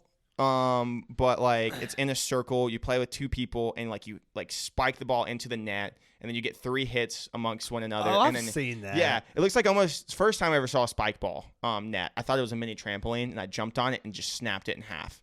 And like felt like an spike ball. Does that actually happen? Yeah, dead serious. Yeah, Oh, like I mean, easy Steve Harvey high here. school, 2017. Feel like spike ball. But the reason I said that is because I watched a Shark Tank video today about spike ball, and they like put like the doorbell, the Ring. I camera. thought about Ring too. That was a good one. Yeah. I like it's difficult because like spike ball, seems like it would be so easy to make. But like I don't know if I could like market it in the way that they did, but it was just like the video I watched today just had like motivational music to it, and like treated these like spike ball creators like they were like superheroes, and I was like, dude, this is awesome. What about like a modern fishing pole? I don't know if you could. like and bring that back then instead of just like a fucking stick in a rope. Yeah. Like a Like very a- easy A way to compound bow. a fucking compound bow would be good. Well, the thing is like a part of it is like you have to decide what time period. oh you yeah, wanna live and in. you only get 30 minutes. Because it's like That's if true. if you want to live in if you want to live a caveman life for the rest of your life, then great. Like that's why I was cool with purple, because like Color purple is a good fucking answer. like I like None of our answers are gonna be better. God, like- I'm trying to beat it and I can't beat it. Just give no, it it's up. I'm trying to think of I think I'm trying to think of other stuff that Come up people with the have assembly done. line. Maybe come up with an idea Okay. versus like a thing. Yeah, I mean, I think Yeah. unfortunately if you come up with a new invention within like the last 15, 20 years, then you're going to be like, it's going to be maybe a little bit too complex because there's a Yeah, lot that's of pretty fair. background that you have to Yeah. get. But like if I go back and just be like, man, how are we gonna produce all these cars? I'm like, hey, I got an idea. Yeah. One person makes this part, the other person makes this Yeah. part. Idea. Yeah, but then you Yeah, get, come but then on, you talk yeah. about legacy. Henry Ford was the person that invented the Monday through Friday 8-hour work week, Oh yeah. and so like yeah, so Fuck that when, dude. when we're all making our living that way, 410s. yeah, he made a big We made, mistake We there. made it like 2 days, like 2.5 days. We get paid the same. Like, oh, okay, today you work, the next day you don't work, and then the next day after that you work. One and on, then one so off. Yeah, one on, one off. Wouldn't that be nice? I feel like that's That'd be pretty alright, even, right? I'll be all right. But yeah. I just don't seem like. I we can mean, make it I feel happen. like when was the sports bra invented? I feel like that Oh, would sports bra. Yoga pants. I'm inventing yoga pants. dude, that's like within like the last probably 60 years. You're gonna make tons of money doing it, Yeah. and so Peloton bike. That's what I'm creating. Going back there. The dumbbell. Yeah. The bench press, bro. The shaker bottle. Yeah. Gotta get that protein in. I bet you that's within the last 30 years. Oh yeah, that's probably right. The shaker Yeah. bottle. I mean, how long have they been Yeah. making like producing whey protein? Probably not. I mean, maybe 30 years. I don't. Probably longer than that. 'Cause it Nah. comes from a cow. Like, So- surely they found a way to process the cow before then. But So I after I work out, I always spend way too much money and smack up the QT near the YMCA in And Anderson. smack. Smack up the QT, like Oh. go to it.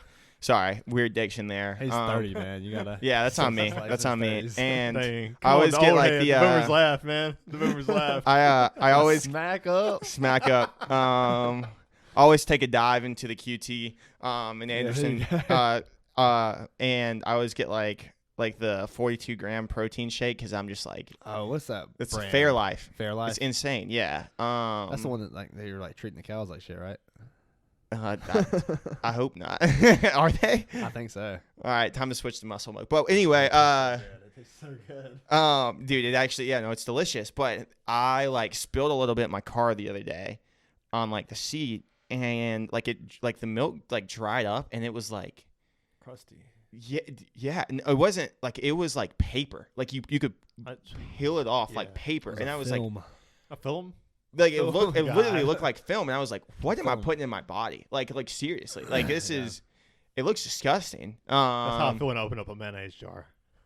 And I put it, and I love Dukes, and I don't stop opening that Dukes jar. And I take a spoon, and I eat it. When I get that first little, I'm like, this is all fat. Yeah, that's butter. This is all fat. Like, it's not all fat. It's like 98% probably. Oh my god! But butter is all fat. It's like literally, it's oil, eggs, and you just. It's an emulsion. Yeah. Yeah. There's protein in mayonnaise. Yeah. It's a good amount. I get it, but the same thing with pork rinds. If they could figure out how to air fry pork rinds, they would probably be like one of the most healthy like snacks on planet Earth. Well, what if they like, deep fried it though? We just kept eating them like they do. Yeah, I mean, there's so good. It's high cholesterol. Yeah, exactly. I mean, it's no carb. Why low carb snack? Yeah, you can technically go bacon, keto. Cheese. Just eat those. Yeah, just eat pork rinds for the rest of your life. Technically go and keto. Bacon and cheese.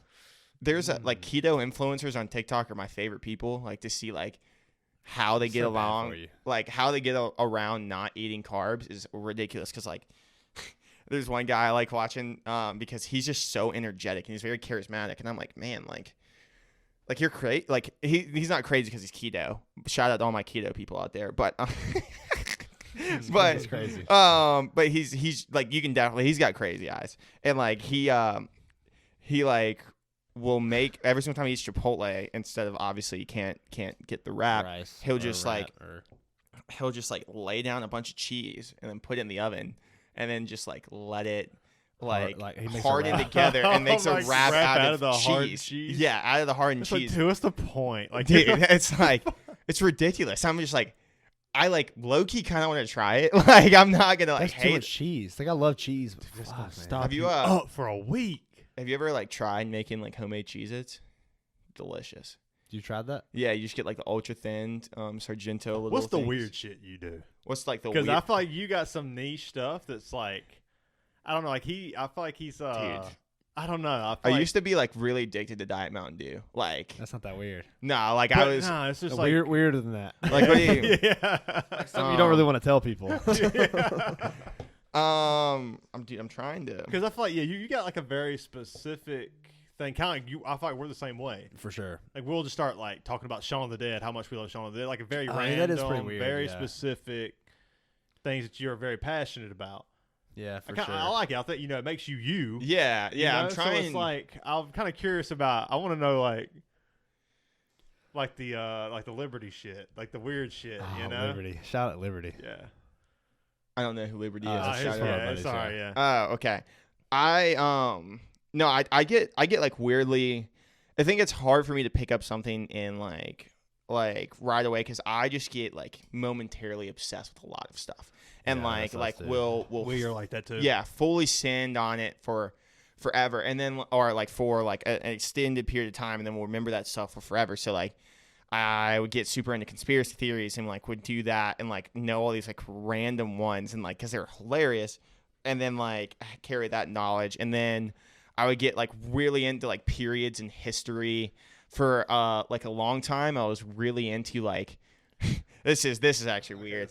This is I would get really, this is gonna be way off the wall, but I get really into like the difference between cyclical and linear religions.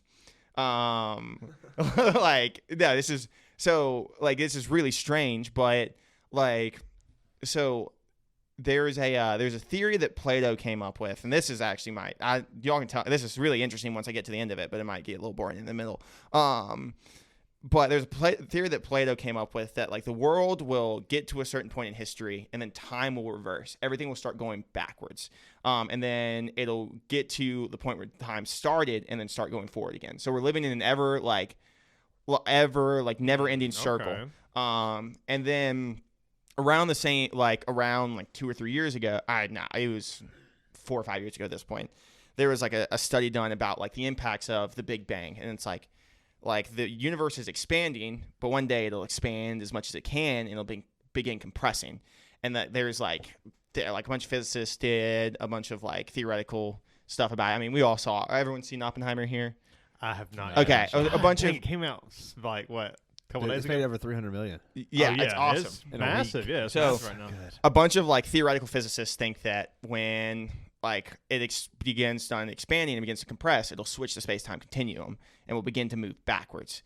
And so like this theory that Plato came up with a really long time ago, and now this this theory that a bunch of physicists are like have supported completely and totally match up with one another. And then like all religions, like Christianity was a cyclical religion until the 1600s. It means that like life is a circle instead of there is a beginning and an end. It means there's a beginning and an end, but it all just keeps going around and around and around, never stops. So it's like Hinduism is cyclical, Buddhism is cyclical. Okay. Like most even religions, though your life ends, you begin a new life. yeah, exactly. Okay. Well, yeah. In those cases, yes. For Christianity, it's a lot more complicated because like eternity still exists. But like I kind of forget the niche parts of it. But then like I got like really into it's because a class I took that pointed a lot of this out. We got like cycles in like American history, and so like there's like a theory that every 80 years that we're living in a cycle. Like the first 20 years are like us building ourselves up. Next 20 years is like we're in the good period. Next 20 years that we're falling down. And the last 20 years is like a collapse. Well, that's what's saying history repeats itself. Yeah. And so from 1776, 80 years on is Civil War. From 1860, 80 years on is World War II. From World War II, 80 years on is COVID. And so it's like these massive. That, but there is a conspiracy out there that's, or maybe not even a conspiracy, but a theory from I can't remember the scientist's name of the guy who had the theory, but it was like that we haven't been here as long as we think we are. Like obviously Christianity, they think that we've been here since BC, whatever, around 6,000 BC. Right. But some people BC. think like that the time that they think like that we have been here, like from like millions and millions of years, is actually way smaller than we actually think it is. Oh, no shit. Yeah, I mean I don't know, but I haven't like dug into that, but I thought it was kind of interesting.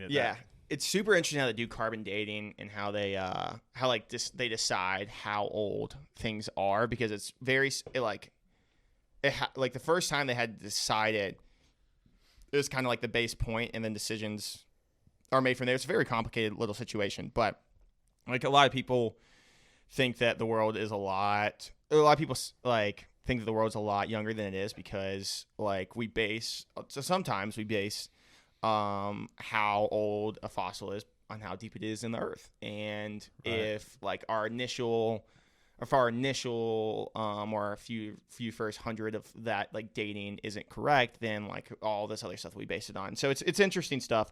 I like for him and Crabman to meet. Yes, that'd be a really good. Yeah. That's one of our buddies. Yeah.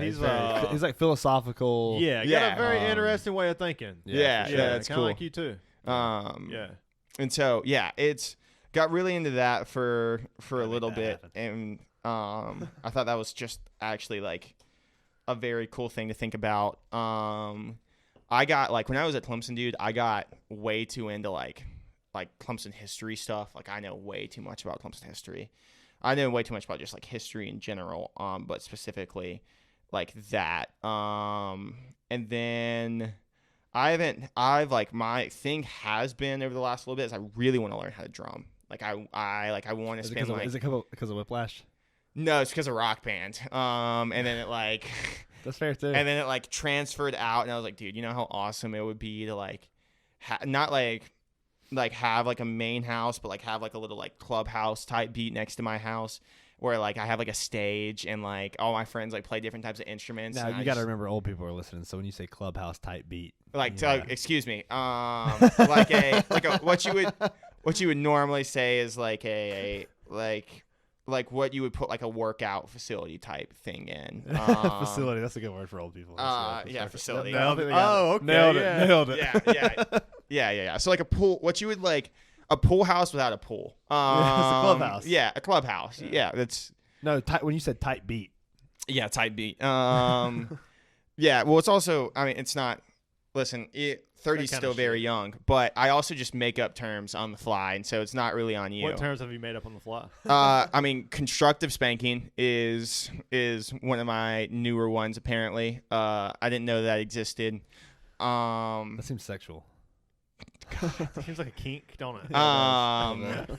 And then I came up with the term, so like you have like a girlfriend, or like you have like a friend that like you have a thing with. I came up with complication the other day. Never heard that term before. I think I came up with it. I'm not entirely sure, but like I'll just throw random phrases together that sound like they should fit and that I understand, and people are like, "What, dude? What are you talking about? Like, what is going on?" People don't use context clues enough. That's I guess. And so, and I think it's just like really funny to do because did y'all have to read that book like Prindle when you were a kid? Prindle. It's about the kid, or Frindle. I don't know what it was. About the kid. Prindle. About the kid that came up with like the name for the pen. He like started calling it. I did. Yeah, I did know what you're talking something about. else. I was thinking it was something. Oh man, it's not called that, but it's something like that. Yeah, it's like Nothing. Damn, I gotta find this. I don't know that one. Keep Jamie, going. can we get that going? Yeah, get that going, Jamie. Sadly, I'm Jamie. Yeah. Wait, what do we even have this guy here for? Other than to look like a cutie over there. RFINDLE. Yeah. Yeah, I remember that book. No, it's there's a lot of little deep books. Fucking memory. Wow. Yeah, just start to pull stuff out. I try my best too. Just like, so I think about that book all the time because I just constantly make up words, and then like I use it as my backer of like, oh, like I read this book one time. And you use it as if it's like in my the dictionary. Well, I use it. I was like, I read this book in second grade, and now I'm allowed to do this. Like it gives me validation. God, it's so crazy how different people can be. Just like the different little things that people have picked up on life, and like what drives them and creates their like. And like we're all the same. We're all the same race. Like that thought has subconsciously made decisions for you during your life. Yeah, 100%. It means something to you, you know. And it's funny, like you get these attractions when you're early, like in your early stages, and you start like making decisions based off those biases, and like you start like splinter off. But and then now we have. Yeah, whatever. A podcast. Yeah, exactly. Exactly. It's great fun though. It is. Sure. It is. It's always fun to get in here and shoot the shit. It is crazy though that like we are all the same. We are the same race, but yeah, we're so different. Yeah. Which I guess is kind of the same thing with dogs and cats and horses. Like any like mammal or species is kind of is different like that. Well, what I think is cool is like the dynamic of. Oh, this is another thing that I like kind of got on for a little bit. It's like the difference, like where your birth order is in comparison to how that dictates your personality. And so this like is something we can get deep into for sure. Like, it originally started because I was doing a research project on how like certain Supreme Court justices made decisions based on like what their birth order was. And like what was found is that like justices that were born first were more likely to make decisions that were, let's say, like parallel to the current law. And the reason why, like, a lot of the groups thought this is, or a lot of like the researchers thought this is because when you are a first child, the way that you get affirmation from your parents and the way that you get attention from your parents is doing the right thing. So, like going to bed on time or eating your vegetables. Because they're strict. They want to be strict because you're the first child. Yeah. And then the second and third children, they saw there was a lot more creativity. And the reason why they thought that was is because when you are a second or third child, the attention is already spread out. And so for you to get attention, you're more likely to act up. You're more likely to do things, whether good or bad, to give you any type of attention because that's what you're seeking, regardless of what the result of that attention was. And that like stimulates when you're a child, like the need to be more creative and coming up with ways. And so it's like, I think that's really cool because I have an older brother that you can tell him and I are raised by the same people. We have a lot of the same values. We have a lot of the same morals.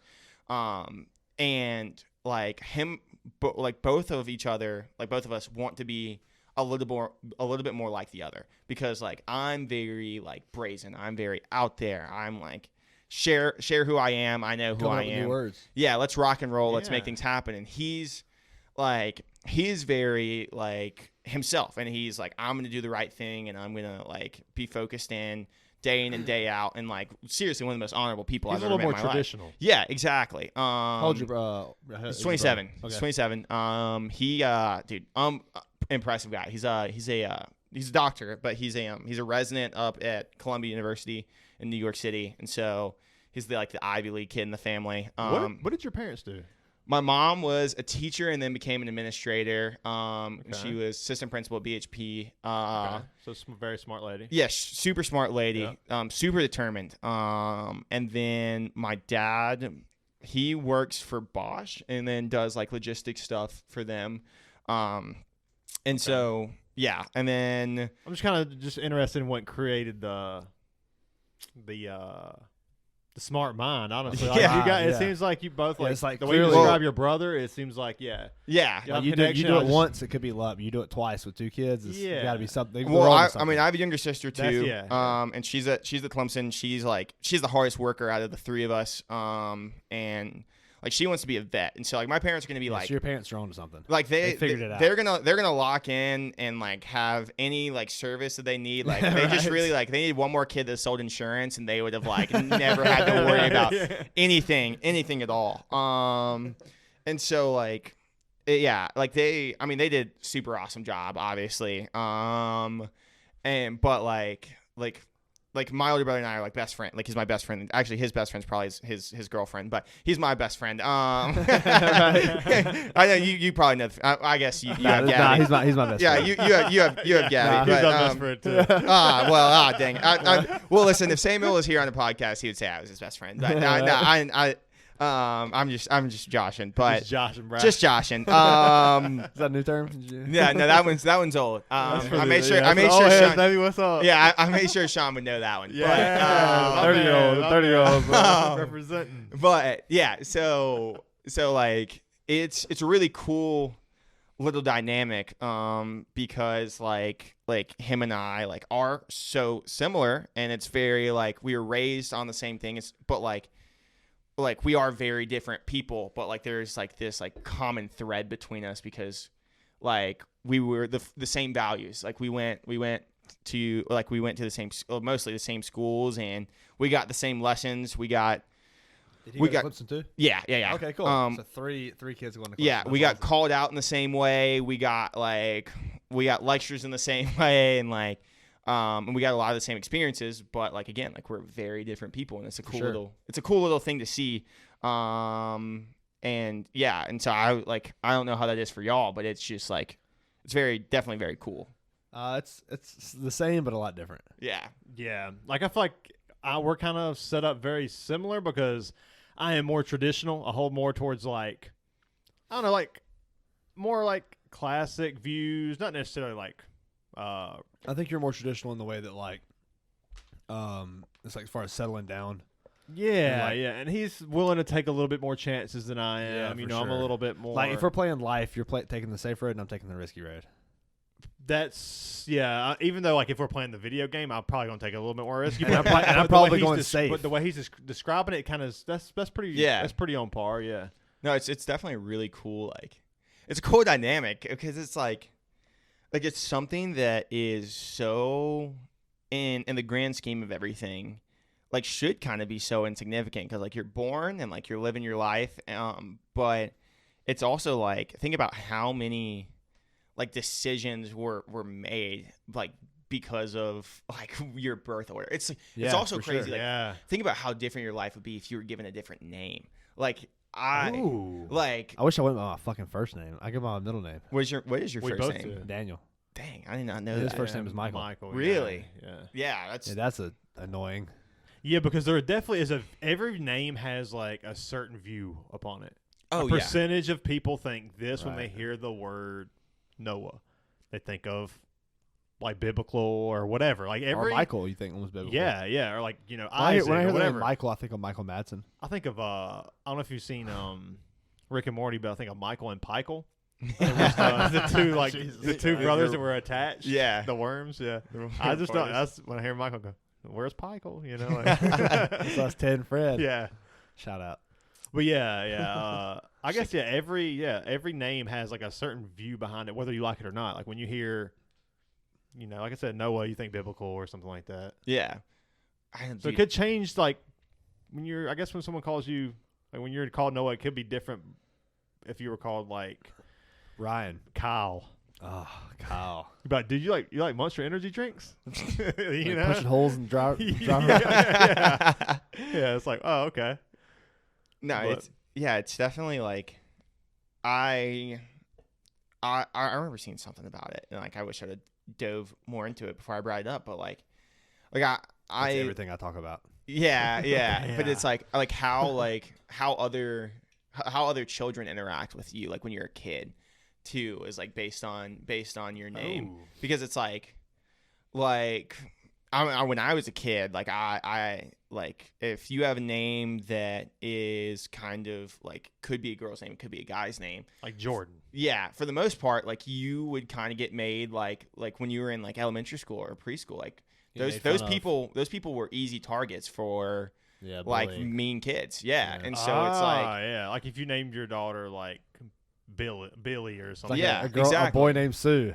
A boy named Sue, yeah. and it's like obviously setting it's your gonna kid mean up. it's gonna mean nothing to your parents because like they're gonna treat you the same, like that's not gonna matter, but like your day in and day kids life aren't very intelligent. They just life. like, Exactly. that's stupid. And they're like, yeah, that's stupid. Yeah. exactly, so it's But like that is a path that you're putting your kid down, is what you're Yeah, saying. that's- yeah, and it's like those first years are like unbelievable. That's why COVID's such a crazy like is going to be such a crazy like not even social. It's not an experiment, but just like Could have been. social thing that like Let's go back to conspiracy theories. yeah that like is going to be like looking at how in 30 years how those 2 years Like when that impacted dip hit, like what's the Yeah. results of that dip in that Yeah, chart of like and like growing, kindergartners you know? having to spend a year at home.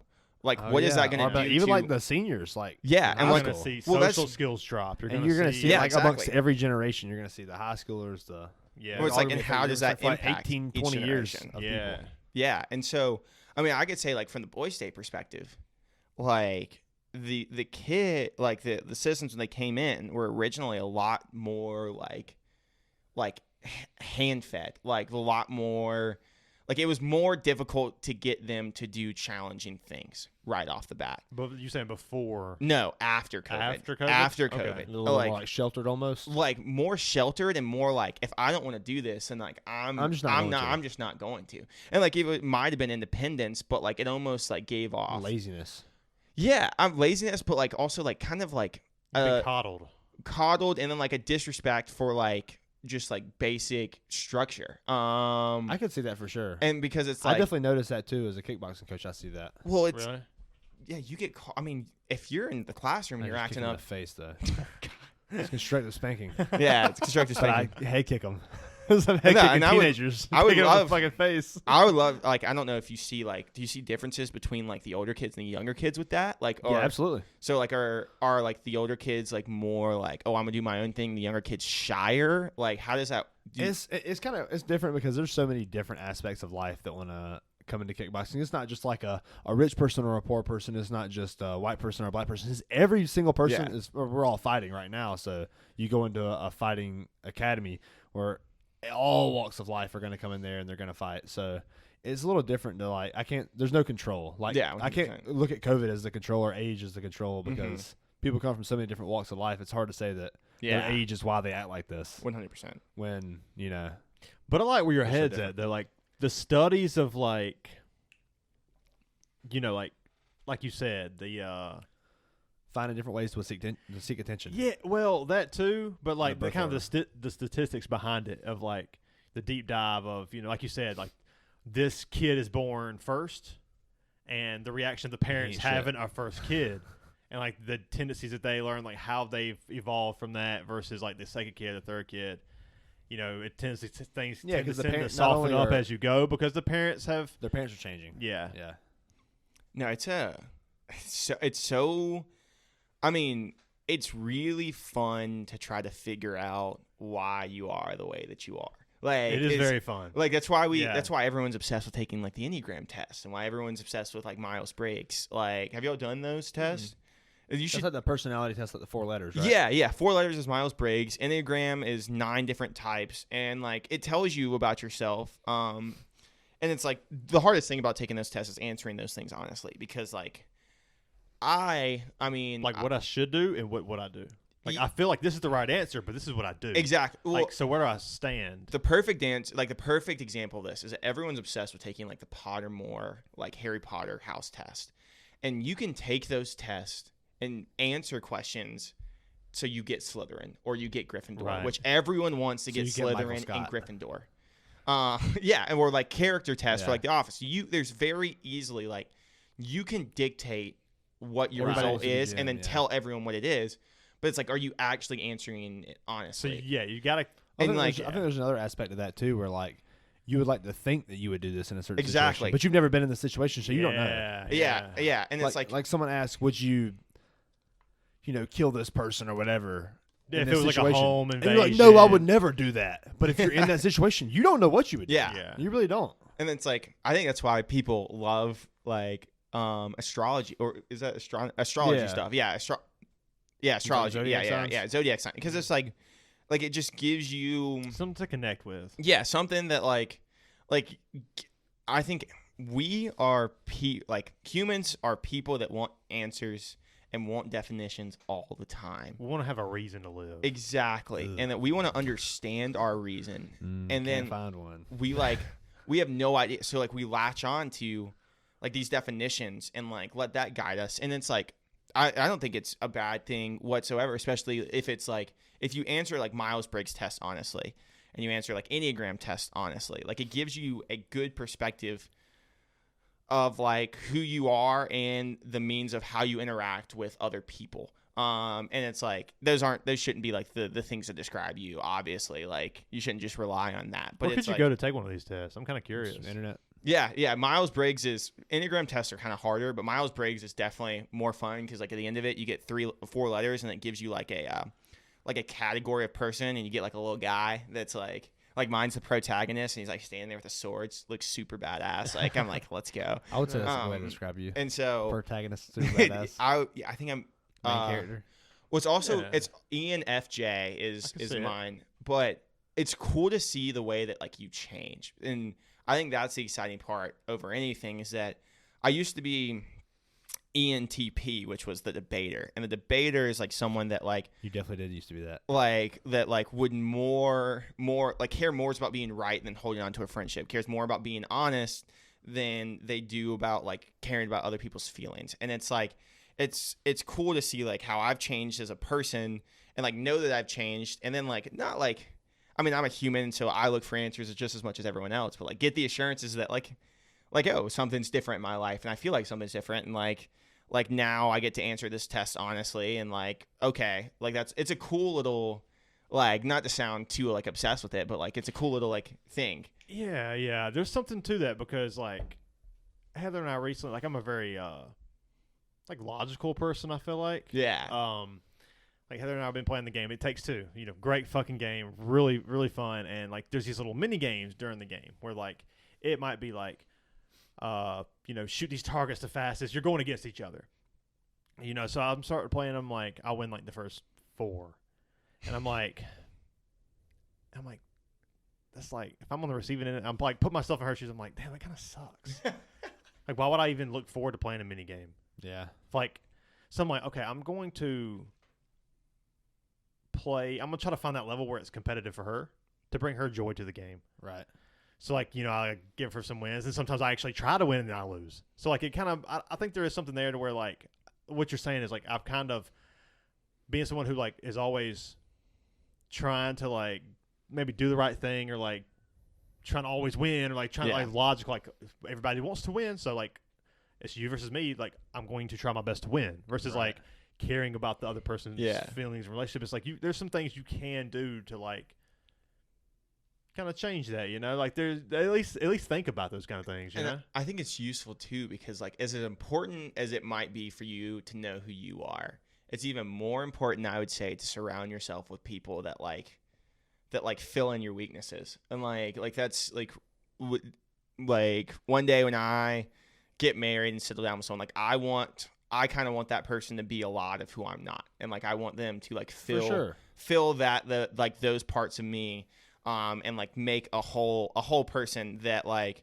is flawed, yes, but like is also like just is one step closer into like being like the best person they possibly can. But and then also like when you're in like a team with anywhere, it's like you want to surround yourself with people, and maybe not even a team, but like with friends that are good at stuff that you're not, because like that makes you want to be good at that too. You are what you surround yourself with. Oh, 100%. For sure. And then like the iron sharpens iron. Yeah. And we're like, if I'm around you enough, then I'm going to want to start like looking into history more and like having a little more facts about stuff before I debate anything. And then, you know, it makes you want to be a little more physical or whatever it is, know, because it makes you like the next time you see that person, you're a little bit more relatable to them. Yeah, exactly. Because you admire them in a certain way. So you're like, for sure. You pick up on the things they're passionate about because you're passionate about that person. Yeah. You know? I mean, like, I think my best example in my life is that guy right there. Like, shout out. It's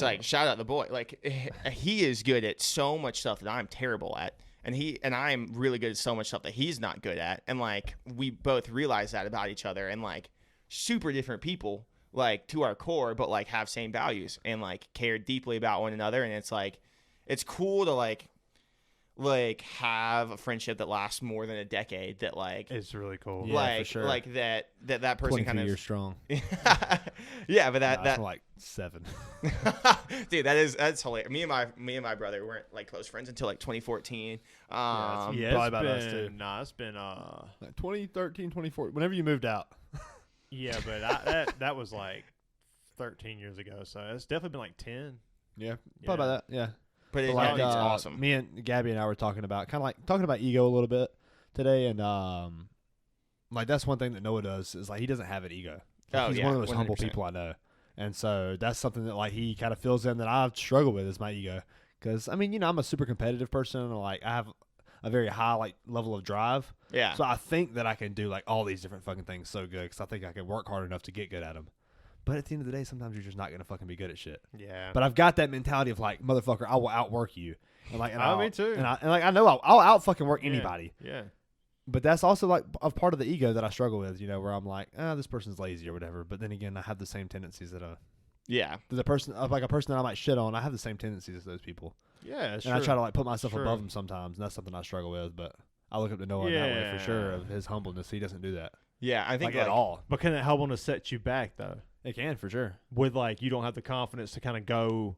Not that humble people don't have confidence, but like, is there something where like you keep like where you stay humble all the time? You can like you're putting a ceiling over yourself as far as your potential goes, because like when you are a little bit more confident, a little more with confidence comes a little bit of not necessarily like assholishness, but like.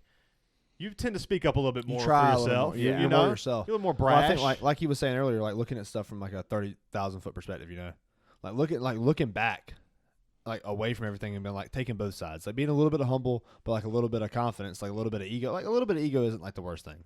It's not, because you got to have like faith in your ability, and confidence. Have a little bit of cockiness to yourself that keeps you going. But you know? but like you said, if you're too humble, then it'll deter you. But if you're too confident, you're too cocky, it'll deter you too. You got to balance it. Well, you can't be humble unless you have a lot of self-confidence. And like I think like that's just the thing in general is that like I'm more fucking humble than you.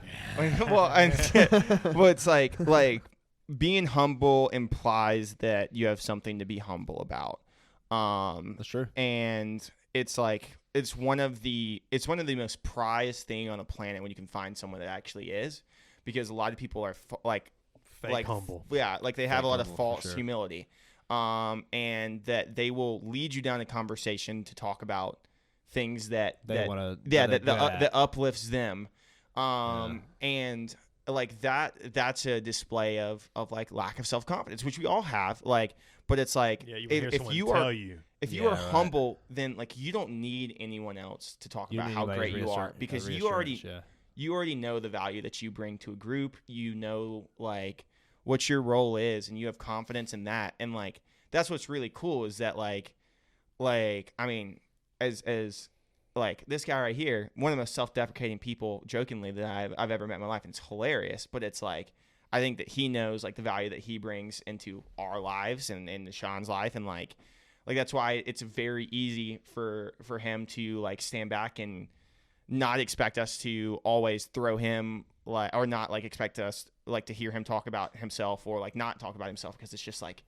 it just comes natural that like he knows like the impact that he's making. And it's like, when you do know that, it makes it really, really, really easy just to like not expect to hear anything from anyone else and just do your thing and be proud of it. Yeah, I like that. And so, yeah, and like the most humble people I've ever met in my life are like the people. I mean, I'm not gonna say like they're the most self-confident, because I don't know for a fact, but they're definitely people that are really, really good at something. And whether that's being like a really, really good friend or like being really, really good at their job. Well, I think another thing that goes with like being really good at something is that you want to strive to be better. Yeah. And that's kind of a part of the humility too, is like if you take somebody that's really good at a video game, for example, and they're playing this video game, they're like, yeah, I'm really good in perspective like to you or to somebody else, but like when you think about like the best level, I'm not good compared to those people. Yeah. And like that's how like somebody that's always good at something always compares herself to the best. And so like that's like where that humility comes in, where they're like, yeah, I'm not really that good. Like I might be good in your eyes, but I'm not really that good. Yeah, I think you get that with like body image with females. Yeah, for sure. I mean males too now. Yeah, because like you see these male bodybuilders who are crazy right now. Yeah, you know. But I would definitely say females more. You know, you kind of get you get that in other ways too, and it's kind of wild to see. You know, it's just like an inevitable thing of like, and no matter how good you get at something, you're going to compare yourself to somebody that's better than you. Always, yeah. And that's definitely like a humility comes in at that point, but also you got to have a little bit of confidence. You definitely see it in social media too, in general. Just social media makes it so much fucking harder. Everyone just like they post their new Corvette and they're in Vegas with like the Bellagio behind them. It's like comparisons is one of like the biggest poisons right now in people's mental health. What's that quote? It's like comparison is the killer of joy.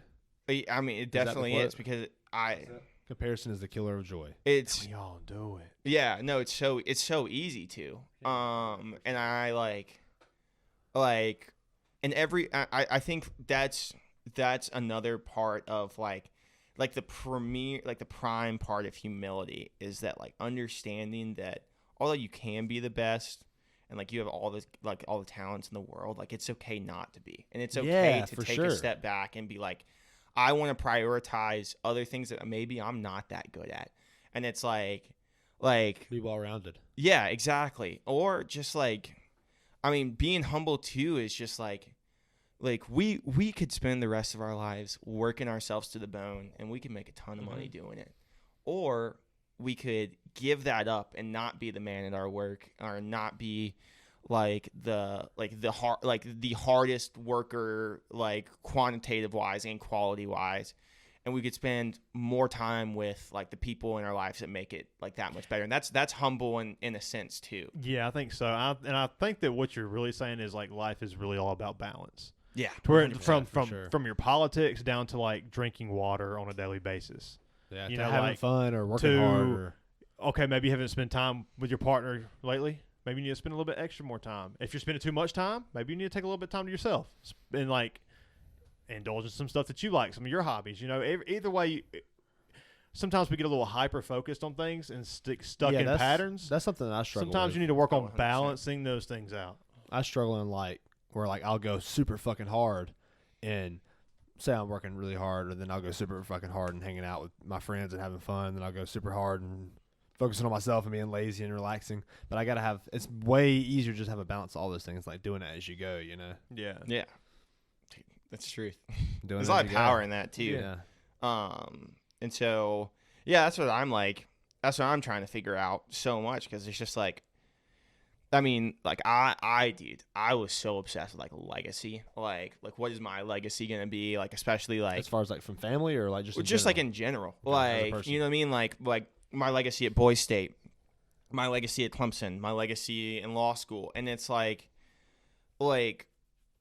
then you just got to take a big old step back and like view it from that 30,000 like point of view. And it was like why do I care like what my legacy is to a lot of people that I don't care like about their opinions. Well, it's just like, I mean, we talked about the movie Whiplash. Miles Teller's character breaks up with his girlfriend. Yeah. Near the beginning of the movie. Spoiler alert. He breaks up with his girlfriend at the beginning of the movie because he wants to be the greatest drummer of all time. And it's like, that sacrifice that he made, is it really worth making that sacrifice to be the greatest and have that legacy? Or like you could have, I mean, is it possible to find the balance? Is it possible to find the balance in that situation? Like, is there a way to find that legacy or have that legacy while also maintaining a good relationship and a healthy social life and all these other things? Is that possible? Yeah. And it's like, too, like, is that legacy, is it worth it being the best? Like, cause like, yeah, you will, and in the case of Miles Teller's character, yeah, he's gonna be talked around dinner tables for eternity in that universe. But like that's it. And like, is there a purpose to be talked around dinner tables, or is it our purpose to give our knowledge and give our love to other people, and then let them take our knowledge if they want to, and do what's best with it, and then live an incredible life and make a profound impact to other people the way that we did to them. Like, but you got to think of too, like the moment that him and J.K. Simmons' character shares, and that moment where J.K. Simmons is so mad and he's trying to fuck over Miles Teller's character at the end, and then finally he starts doing the solo and he's like, he joins back in. J.K. Simmons is like, fuck it, let's join back in. Yeah. Like, at that moment, is he like, that energy that they share, that moment that they share together is so powerful. Like, that's a moment that is never shared amongst people, that often. It's so powerful. Like, even that moment alone, is that worth it? I mean, like, that's why the ending's so complex, because it's a climbing of Mount Everest, but it's like the complete losing of a soul. Like, it's like he made so much sacrifice. Like, he's lost at that point. Like, he is now defined by that moment. And like what that moment means. And so it's like that comes to whatever your priorities are in life. And it's like, if you want that moment to be like the best moment, and you want that to like be your legacy, that's great. And that's your own decision. I think it makes it a little bit more bittersweet because J.K. Simmons' character is just an awful guy. But like, he's an asshole. Yeah, but like if that's what you want, then that's what some people's purpose in life are. Or is he an awful guy? Dude, he's yeah. He's an asshole, but he's also like, he's trying to find that guy that is Miles Teller's character. And like, he wants greatness. Yeah, he wants greatness, but I don't know. I think for me, but for me, I think like that greatness kind of like starts and ends with like me pouring into like my Boys State kids and pouring into my kids one day. Yeah, for sure. But it's also a much more positive way in the way you do it. In the way I do it too. Exactly. I definitely take some influence from J.K. Simmons' character in Whiplash of like that pursuit to find somebody that wants to be great. But I'm not trying to like shove it down their throat. Like, I'm not trying to make them make the sacrifices they don't. He does it in a negative way. He does it in a very negative way. Well, yeah, and I mean like that movie's just brilliant because it just shows like how far people can go to like on like the pursuit of their dreams. And it's like Neiman is just like everything that happens to him throughout the entirety of it. Where's the folder? Like, you're a dumb fuck, Neiman, a dumb fuck. It's just like I mean, in one of the climaxes of the movie, like when he makes it to the show and like he's in the condition that he's in, and he's like trying to like hold it all together. It's like that guy. He's no spoilers. Like that was good. That was we have it a little bit, but not much. Okay. Like that's like he's a psycho. Like he's absolutely insane. And so it's like it's so like I will say like when I watched it the first time, and this is just like how much I've changed in like the last 2 or 3 years. It's like I saw that, I was like, dude, that's so sick. Like that's sick. Like the fact that like I was like the fact that he just did that, like that he's so different. But now I look at it and I'm like, holy crap, he is mentally ill. He's crazy. Like it's like that's and so fair. It's like it's perspective is everything. Yeah, exactly. It's everything. And so, and then it just like that's what your definition of success is. is it having a big number next to your name? For me, is it having 2 letters at the end of my name after I graduate law school? Is it having great kids, great family? Is it like just being a great, like being really good at my job, outworking everybody else? And I don't know. And I don't think any of us really know, but it's a crazy question. I think to like touch on a little bit of that. No, in 200 years, nobody's going to know who Tom Brady is. Yeah. You know? I mean, we remember some of those people like Genghis Khan or something like that. But I mean, like a fourth of the world has his DNA. Do you know that? It's insane. A fourth of the world has whose DNA? Genghis Khan. Yeah. Is that because he fucked that many Yes. So yeah, he had that many children. Yeah. Yeah. And then like they populated. And then people? What a legend. So that's what it really takes. I mean, he was. I'll be back, guys. Oh God. Got work to do. He's definitely. Yeah. But yeah, like in 200 years, you're never going to remember Tom Brady. Like, I mean, and think about the legacy he had and all the dedication like it took to be the greatest of all time. That's just something very small, obviously, but I mean, they're just gonna like whoever comes close to that next Patrick Mahomes will be remembered a little bit longer, and that person will just kind of die off. And not exactly what is all this not exactly for? Remembered longer, but remembered in the present. People just forget. Yeah. People forget the past so easily. Yeah, I mean, recency bias is a crazy thing. Recency bias, yeah. Is like yeah, everyone's looking for the next big thing. being the prisoner of the moment. Yeah. I'm guilty of that. Oh, Really bad, I'm 100% guilty. Which I think that comes with living in the moment. Like being a person, because I try to be like the guy that doesn't video at the concert. I want to just be there, present at the moment. Yeah. And like I'll enjoy it for what it was, but not like so captured in the details of what's happening at the concert. Just like feeling out, like not remember. I don't have to remember everything that happened. I just have to know it was fun. Yeah, I think there's something special about moments that like live and die with you.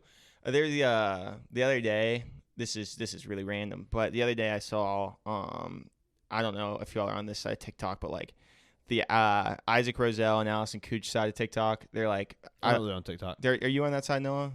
Okay, so Isaac Rochelle is he's an NFL football player. His wife is very big on TikTok, and she does a lot of real estate stuff. Super successful on her own as well. And like they're having a child, and like instead of doing like a massive gender reveal like party, they went out on like the beach and did this like very intimate and just like them two. And I think that is so like no, I don't know if there were cameras or what the whole entire ordeal is, but like I thought that was such a cool idea. Like, and then like they did like a bigger gender reveal party with everyone else, but it's like to share like that moment with like one person. And like that's a moment you're gonna remember forever, and know like it's gonna live with you, and it's gonna live through stories, and it's gonna die with you. And at that point, the story might get mungled up a little bit, but like that's it was a moment in history that you only experienced. Yeah, but like no one will fully know that but you, and like that's sick. Like it's sure. really, really, really cool. And I think like that's like moments to create those moments. Well, yeah, create those experience moments. those. I think that's the difference between living in the moment and being a prisoner in the moment, is that like when you live in the moment, you look back on that and you're like it's such a positive memory, and it's something that you can bring up in moments going forward. But like when you are like a prisoner in the moment, it's like you make decisions and you do things just because you're like YOLO, like you only live once, or like there's no time like now to do this thing, and you don't actually like think about implications. Like you don't think about the implication. Yes, weird. It's weird when you see these people who like can just make the right choice, day after day. They're at work on time. They do what they're supposed to at work, and then you see this other person who is just like has self-destructive tendencies that they, no matter what they do, they can't get out of their own way. And it's like why? Like what makes you like, is it part of that, like in that moment you kind of want to choose the more of the thing you're not supposed to do because you want to build on your ego of being like a badass or like a rebel or whatever? Or is it like something else where like you just, maybe no one's looking and you want to cheat on your girlfriend, which is a self-destructive tendency, something like that. It's very interesting to see, like, where does the past switch off when you're trying to find, there's definitely a category, not to generalize these people, but like, what are the tendencies that creates this person? This person who has those self-destructive tendencies. I think that's something that I've been interested in lately. Yeah, I wonder, and I feel like birth order might have something to do with that too. I wonder Maybe. if there is some kind of Yeah. correlation between that. What time did you say you had to leave? What time is it? Like, probably now. Oh, sorry. I know you said 5, but it's 5:17. I didn't want to. No, you're good. Thank you for. I would love to fucking keep going. Yeah, I would love to. we keep were going. we It's getting very it conversation, going. but I also don't want you to be late. I appreciate. Yeah, for sure. I don't want the lady to be upset with me. So Yeah, you you can't go. have that. Can't have that. So. But guys, it's been a fucking It's awesome been podcast, fun. man. It's been a lot of fun, man. Glad to have Awesome. you on, Nah, dude. Thank you so much, guys. Yeah. Yeah, for It's sure. a It's really good time. fun to Let's have go. my side of friends meet, Sean. Yeah, Yeah, it's, yeah, it's yeah. Cool. tons of stories. I've heard all about Sean's house, and so glad to be here. yeah, so- thanks, man. Thanks. It's Sweet. been good, guys. Cheers. If it's your first time listening, like and subscribe, please, on YouTube, Spotify. Shameless plug. 5 stars on little, Spotify. Yeah. Yeah, the empty beers. We're doing the empty ones. Yeah. Yeah, it's okay. Cheers, guys. But yeah, man. Cheers. Good luck at Chapel Hill. Appreciate you, dog. It's awesome to have like so many different walks of life on the podcast. Yeah. It's you're definitely one of the most unique people we've had on here, and that's why I wanted you to come out here. Well, I'm a glad great I got the conversation, chance man. to. So appreciate the It was a boys. pleasure, man. All right, let's go. See you guys. See ya.